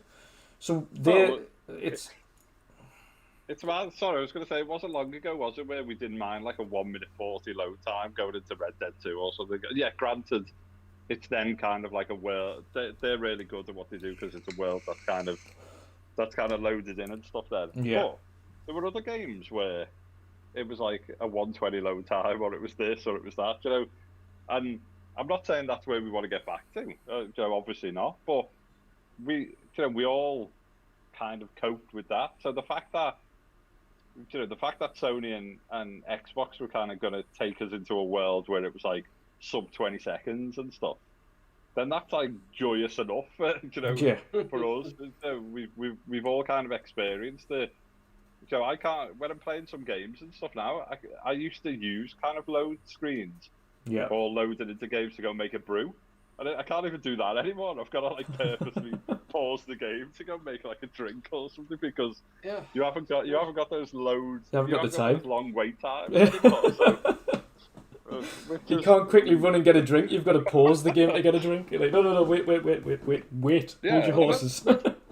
Not even the games that were originally made for the Series X. Like I mentioned before, the F1 2019, I play now a couple days now. And in between, let's say, going from a new circuit to another, normally I could check Twitter and stuff like that. But now, before you know it, you're already in your pit box. It's crazy.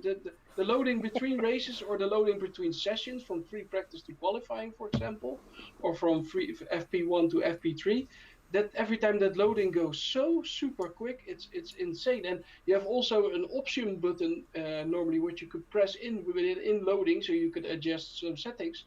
Sometimes I'm even too late now by pressing the options button because the loading goes so fucking fast. It's insane. Yeah, but then it's not even optimized for Series X. It's just an original Xbox One game that you just play your Series X, and because of the SSD, bam, it's a couple seconds, it's done. It's a relief. I love it. it. And isn't it Vermintide 2 or something? When you like load into a level and it does kind of like the little speech. Yeah. And it's kind of like the voiceover talks in line with like the text. Yeah. And I always kind of laugh with my mate because it goes into the game and it's still talking and the text's gone. It's loaded so quick. Like you start like the level and the guy's still doing the voiceover because it's like it's loaded in that quick. So it's even some games which have like purposely made their load screen, be like the the atmosphere setter. It's like even they're kind of ruined now because it's just so quick. It is. It's massive, and this goes nicely onto the final topic for enhancements. FPS boost. Of course, Microsoft this week added a further 70 plus titles to the FPS boost on backward compatible games. this week. That was already on top of the 20 plus that they had just before that for Bethesda. And of course, we know there's a lot more in the works. So all in all, over the last couple of weeks, there's nigh on 100 games being boosted to have double the frame rate across the next-gen hardware. I mean, that in itself, of course, as we mentioned, load times is insane, but then also, for no additional cost, just as part of it, just an enhancement on backwards compatible game, all these games that used to run like absolute dog shite now run perfectly smooth and at double the frame rates. What games have you all had the opportunity to play now they're in FPS boost mode and double the frames? What game? We'll start again with Shom. What are the ones you've jumped into since the updates? That's a very good question. You probably shouldn't start with me because I'm going to look at the list now because I've forgotten. It's a massive list, to be fair. Is it Xbox Wire? Is it on? It will be. Yes, it was. Yeah. Where's my Xbox Wire? It is a huge list. Although there was some on there that I thought I was playing. I can't remember what I was playing earlier, and I thought it was an XPS boost, but it's not.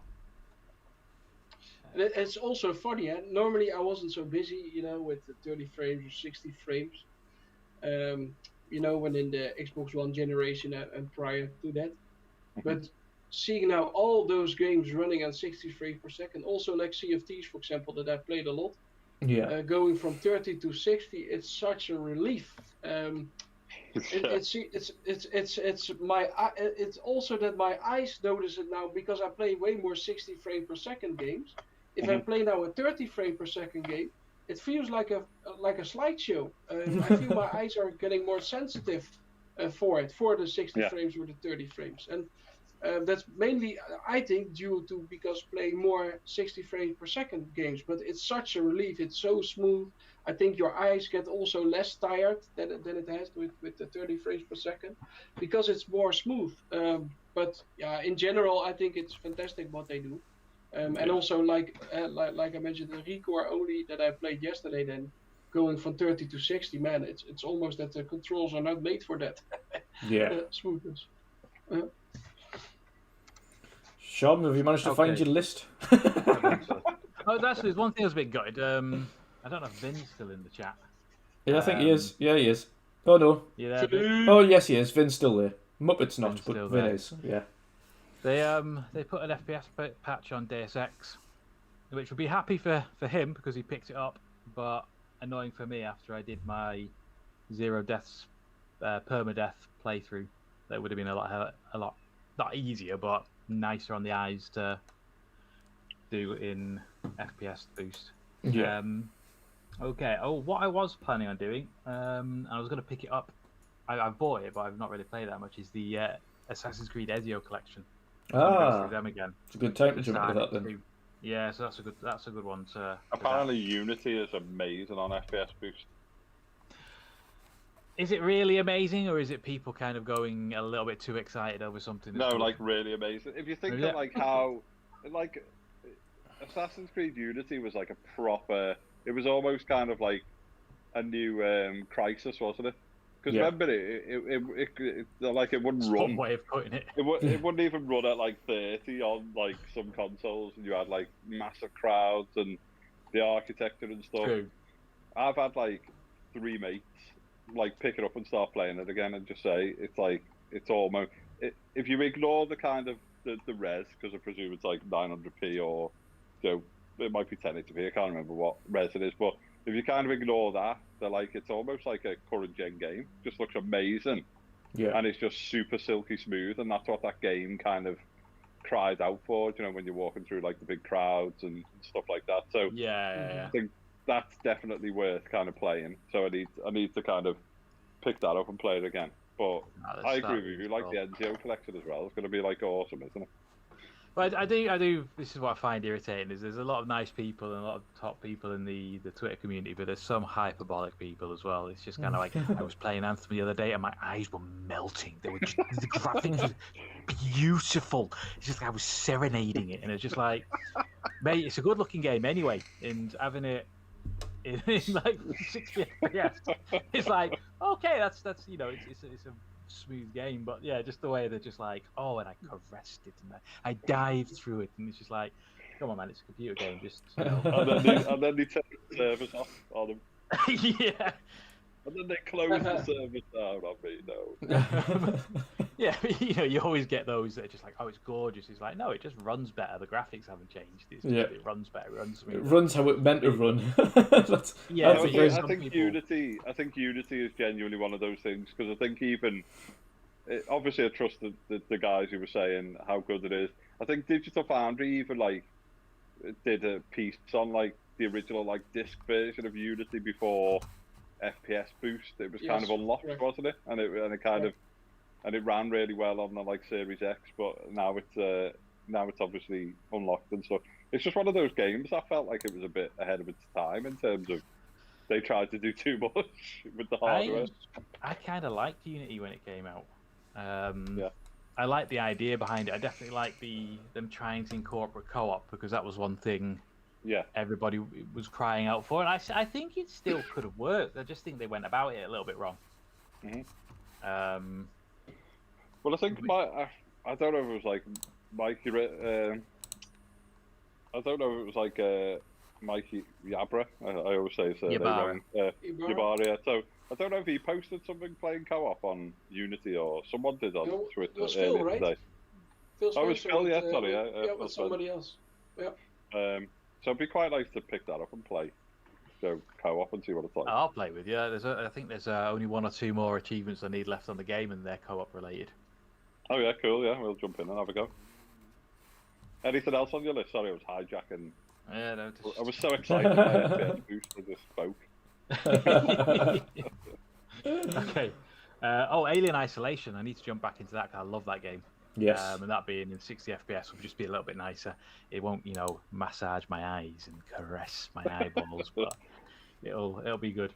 So yeah, you got Alien Isolation. I've started downloading Unity now, Ezio Collection. I'd give Battlefield 5 another go as well. I've got it downloaded because I keep seeing friends play it, but then I'm never really in the mood to play it. Isn't Hardlines being enhanced as well, isn't it? That was a great single player game. Battlefield Hardlines. Yeah, the single player was good. The multiplayer I thought was pretty crap. No, the single player is good, so playing that again at 60 would be quite nice. Or is it 60? It was a 120. It's somewhere like 120. Hardline is 120. Yeah. Which means that I'm trying to find a monitor. I've got a 42-inch TV on my desk, and to be fair, it's a little bit big. So I'm gonna downsize to like a 32-inch monitor with 120 hertz and HDR. To be honest with you, I'd go down to 1440p. I'm not. Yeah, well, my QLED in the background, that's 1440 120. So obviously, kind of perfect for like FPS boost stuff, because everything tends to be, below 4K anyway. So it's not too crazy then. Yeah, so I'm like I said, I'm not overly kind of like it has to be 4K. It has to be 4K. I'd rather have. For me, it has to have HDR. I think that makes a massive difference. Yeah, the auto HDR stuff's lovely, isn't it? Yeah, it's pretty nice. Let's have a look for this list now. We've lost Erwin as Erwin turns into a pumpkin. His computer had an update. Brilliant. It auto forced him out of it. He actually looked like he fell asleep on stream for a bit there. He just went. I saw his eyes closed and just wondered what was happening. Mad Max. Yeah, I was going to say, while I was still looking at that list, Mad Max, I started playing that, and it's just, I need to glorious. finish that. I got quite a distance through that, and then I think just other things came out and took my mind. I think I thought I was like much further. Well, I say that I thought I was further through than it was, and like just another like shout out to like Xbox and their guys. Free cloud saves or cloud saving stuff is just awesome, because it's like I haven't played Mad Max for like must be like 3 years maybe or since it came. I kind of battered it when it came out, and then like I installed it, kind of booted it up, it was like synced with the cloud. My save game was on, and then I was just straight back into where I left off. And I actually thought I was further through than I was, but so I basically split like the map in half. I've kind of like 100%ed like the right hand side of the map pretty much, or on a diagonal. So I was quite made up that I've still got loads of stuff to do on it, to 100% it, like take some areas. Yeah, but that's my problem with the game. Is I think I also got a little bit bored because I was doing all the mundane, boring things, trying to completionist it all. I think that's what I was doing. I was looking for like archangels and stuff, the special vehicles. Yeah. And then I was doing like the scrap. I was getting all the scrap and stuff like that. But to be honest, like at 60, well, I think it's 120, isn't it? Mad Max up to 120. But at those kind of, it's so smooth. Like the driving is just awesome. I think the combat, because it was obviously straight out to like Batman, wasn't it? Because it was like Warner Brothers. It was Avalanche with Warner Brothers. So the combat just feels really nice. And I think I'd beefed like Max up quite. So Max was quite like maxed out. So like the fights, I'm just like a badass, just blocking everyone and kind of like, knocking them out with like 2 punches and stuff. But I need to move to like some of the harder areas and stuff now. But it's just a lovely game, especially with the FPS boost. Any more that you're both planning on playing? I jumped into Recall, and that was just a massive difference. But to be fair, sometimes I forget the ones that have been boosted, and you just end up playing something and you think, this feels a lot better than I remember it. Yeah, so I want to jump into Recall, and I want to jump into Shadow of the Tomb Raider, because I didn't play that at the time when it came out. Yeah, but the thing is this is the best thing about that game now, is that had a 4K 30 mode. Yeah, it's had like an enhanced mode, which is now 4K 60, isn't it? Well, this is now 4K, yeah, so it's doubled that. So now the enhanced graphical mode is now 4K 60. Yeah, so it's so I'll definitely jump in and play that. I think one of my mates was saying it was like 10 quid or something. With I think Argos in the UK are doing it for like 10 quid. So a bit of a bargain if no one's played it, but it's one of those. I just kind of want to work down the list. I think like Sean was saying, Battlefield and stuff. I wouldn't mind like jumping back into that and see what it's like. It's just what a tech. I mean, I was speaking to someone on Twitter yesterday, and we were talking about kind of, will this like direct ML stuff allow them to kind of like up-res older games and stuff? I think so.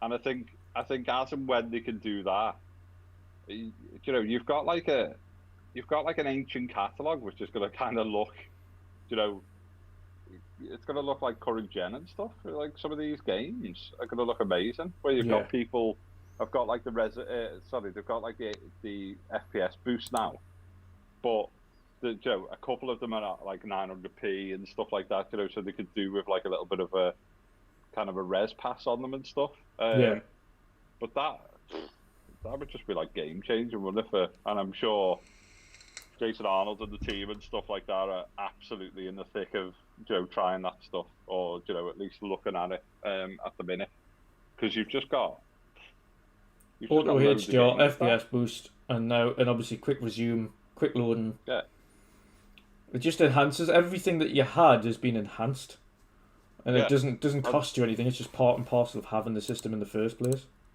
Yeah, and it's like those. I think Sleeping Dogs is one of them, isn't it? Where I mean, like a few of the guys are saying, well, one of my mates said like he preferred Sleeping Dogs to like GTA. He thinks it's like. That's what I was just about to say. That was because I've never played it. It's a brilliant game. I'm pretty sure I have it. I just don't think I've ever played it. I think I just downloaded it when it was a Games with Gold and just like, just because there was a time when they were kind of like so, and I'd start the download and then cancel it, but at least I had the game. Recently, it's not worth my time. But it's been pretty poor. But apparently that's awesome with the FPS boost, that it's obviously a great game anyway, but a couple of my mates were saying that would just benefit from like an up-res. I think Unity would benefit from like a super res or super sample if they could. But I mean, the beauty of this thing is as well is they don't need to focus on up-resing these old games to 4K because that's not essential. Even if you up-res some of these old games to 2K, even half Yeah. 4K resolution, that's fine. What you've got to think is it's just the display that you're showing it on as opposed to the game itself. Yeah. If a game's 1080p and you're playing it on a 1080p monitor, it's going to look fine. If it's 900p on a 1080p monitor, it's still going to look fine. But when you start to get these lower res games, even if it's 1080p, playing on a big 4K screen, that's when it's noticeable. So even if you just up-resing them older games to 2K, which doesn't take much of a system effort, it's going to be a marked difference on a big screen. It's just the tech, isn't it? What a piece of tech, and it just brings like the back catalogue to life, doesn't it? And some of these, I think you were right, Shom.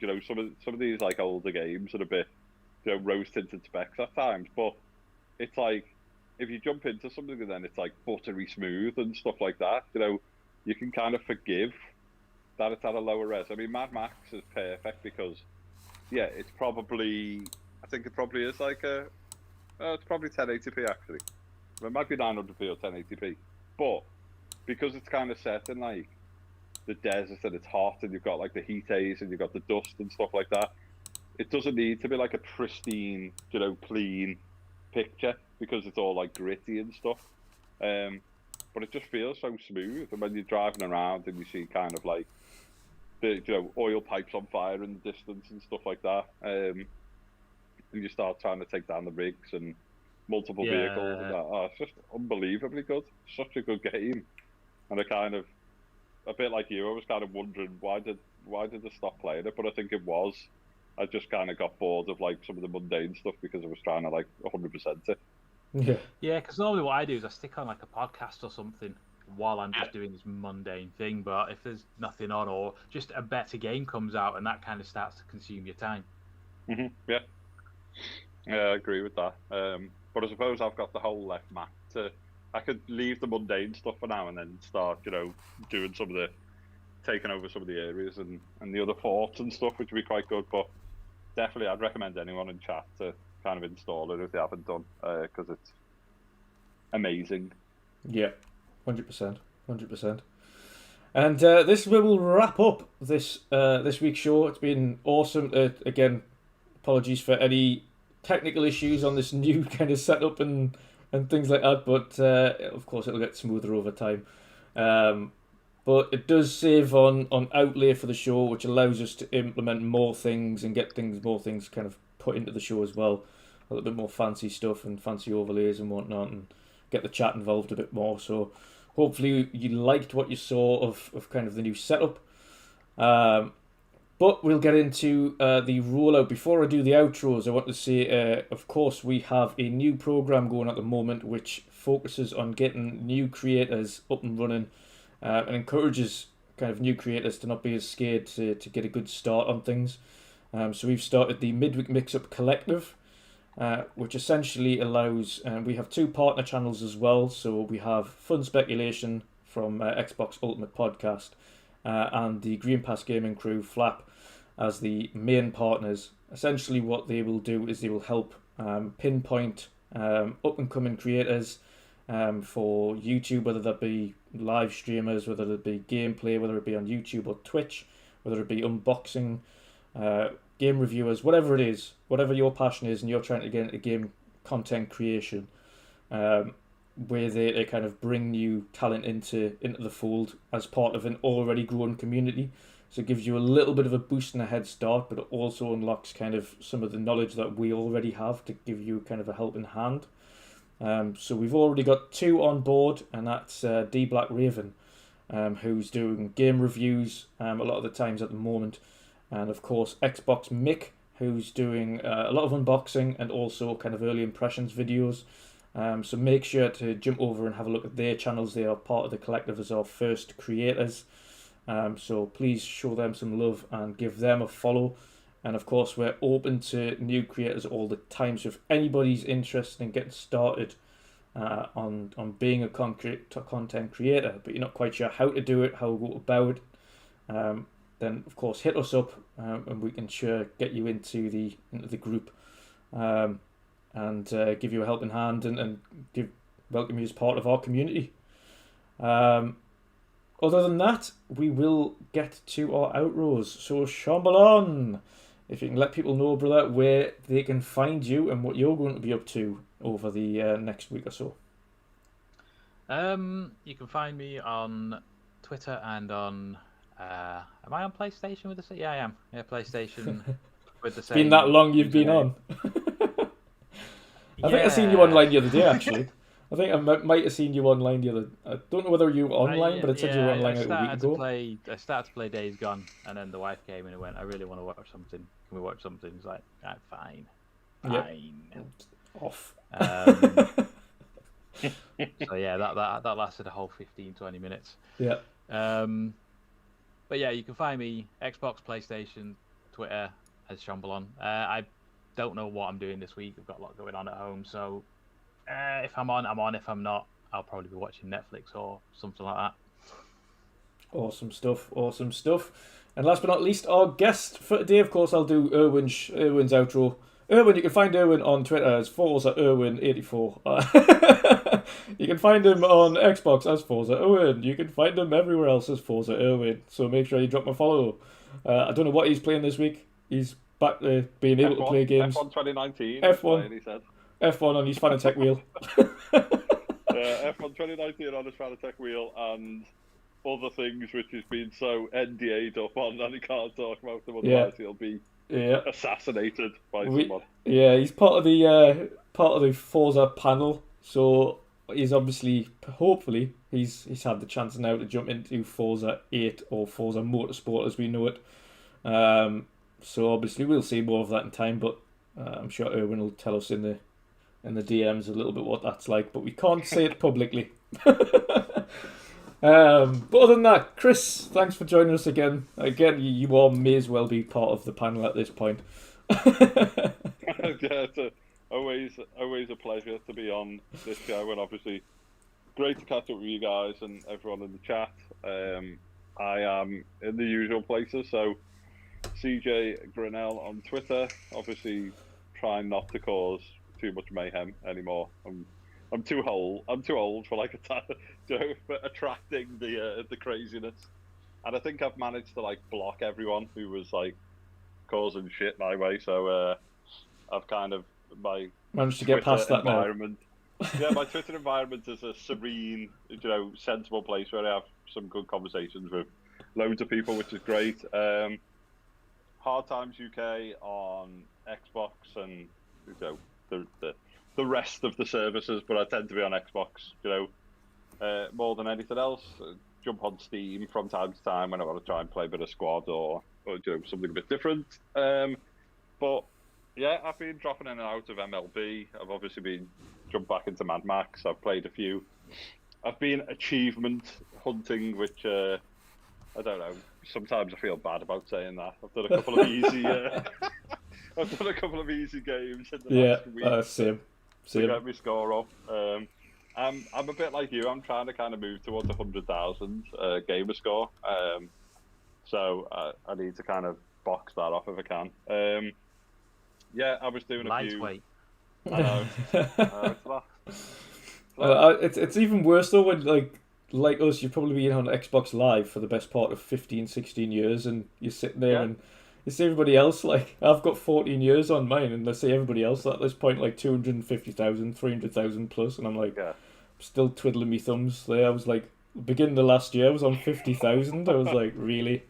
I do need to do something about that. I am the same as you. I think I've got like 15 years on it. I think, too much like making games got in the way for a long period of time where it was just kind of like, the last thing I wanted to do was play games. It was kind of weird, when you're living and breathing it day to day. Obviously, you start enjoying playing games and stuff again now. But yeah, I've got a few mates who are on like 800,000 and stuff, and I'm just like, but don't forget, some of these people probably did that thing where they paid like 40 quid for someone to play the games.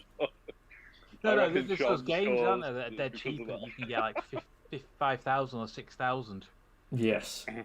Yeah. Yeah, I can't confirm or deny that I've not been on Google looking at quick quick games. Yeah. I played something called Syndicate. I'll be able to give you them all. What was the game I played the other day? I played some game the other day. I'll have to tell you. this is the randomest of random games, but again, it was a cheap and chatty thing, Easy 1000. It was called Snooker Attack, and it was basically a snooker platforming like puzzle game where you hit a pool ball using a cue whilst jumping up in the air to hit buttons to open doors, and it had 10 levels, and it took 15 minutes for 1000 G. How much did that cost? Like £1 for the game or something? Yeah, something like that. It was like, Jesus Christ. I mean, you need to send me that because I need to. So when people see that I've been playing that, you know the reason why. And then there's another one as well that Mick told me as well the other day. Xbox Mick, Loot Hero DX, which is just essentially all you do is run from one end of the level to the other, kill the mobs, and it takes like 15 minutes. That's all you do. You don't even do anything. You just run from one end of the level to the other. And what, to just get like 1,000? Just 1,000 G. Gs from Yeah, it? just for and it just says for killing 1,000 enemies, but it takes like there's about 50 enemies lined up, and all you do is run through them with your joust. That's it. Right, so I'm gonna grab those, and then I'll be on 97,000. I'll be closer. But yeah, no. So I'm on a mission to get me 100k. So I don't feel too. So I don't feel too shamed. Until Xbox do those reward things, you know, where you get like a point for every point. Oh, yes, a point for every gamer score. 10,000. Yeah.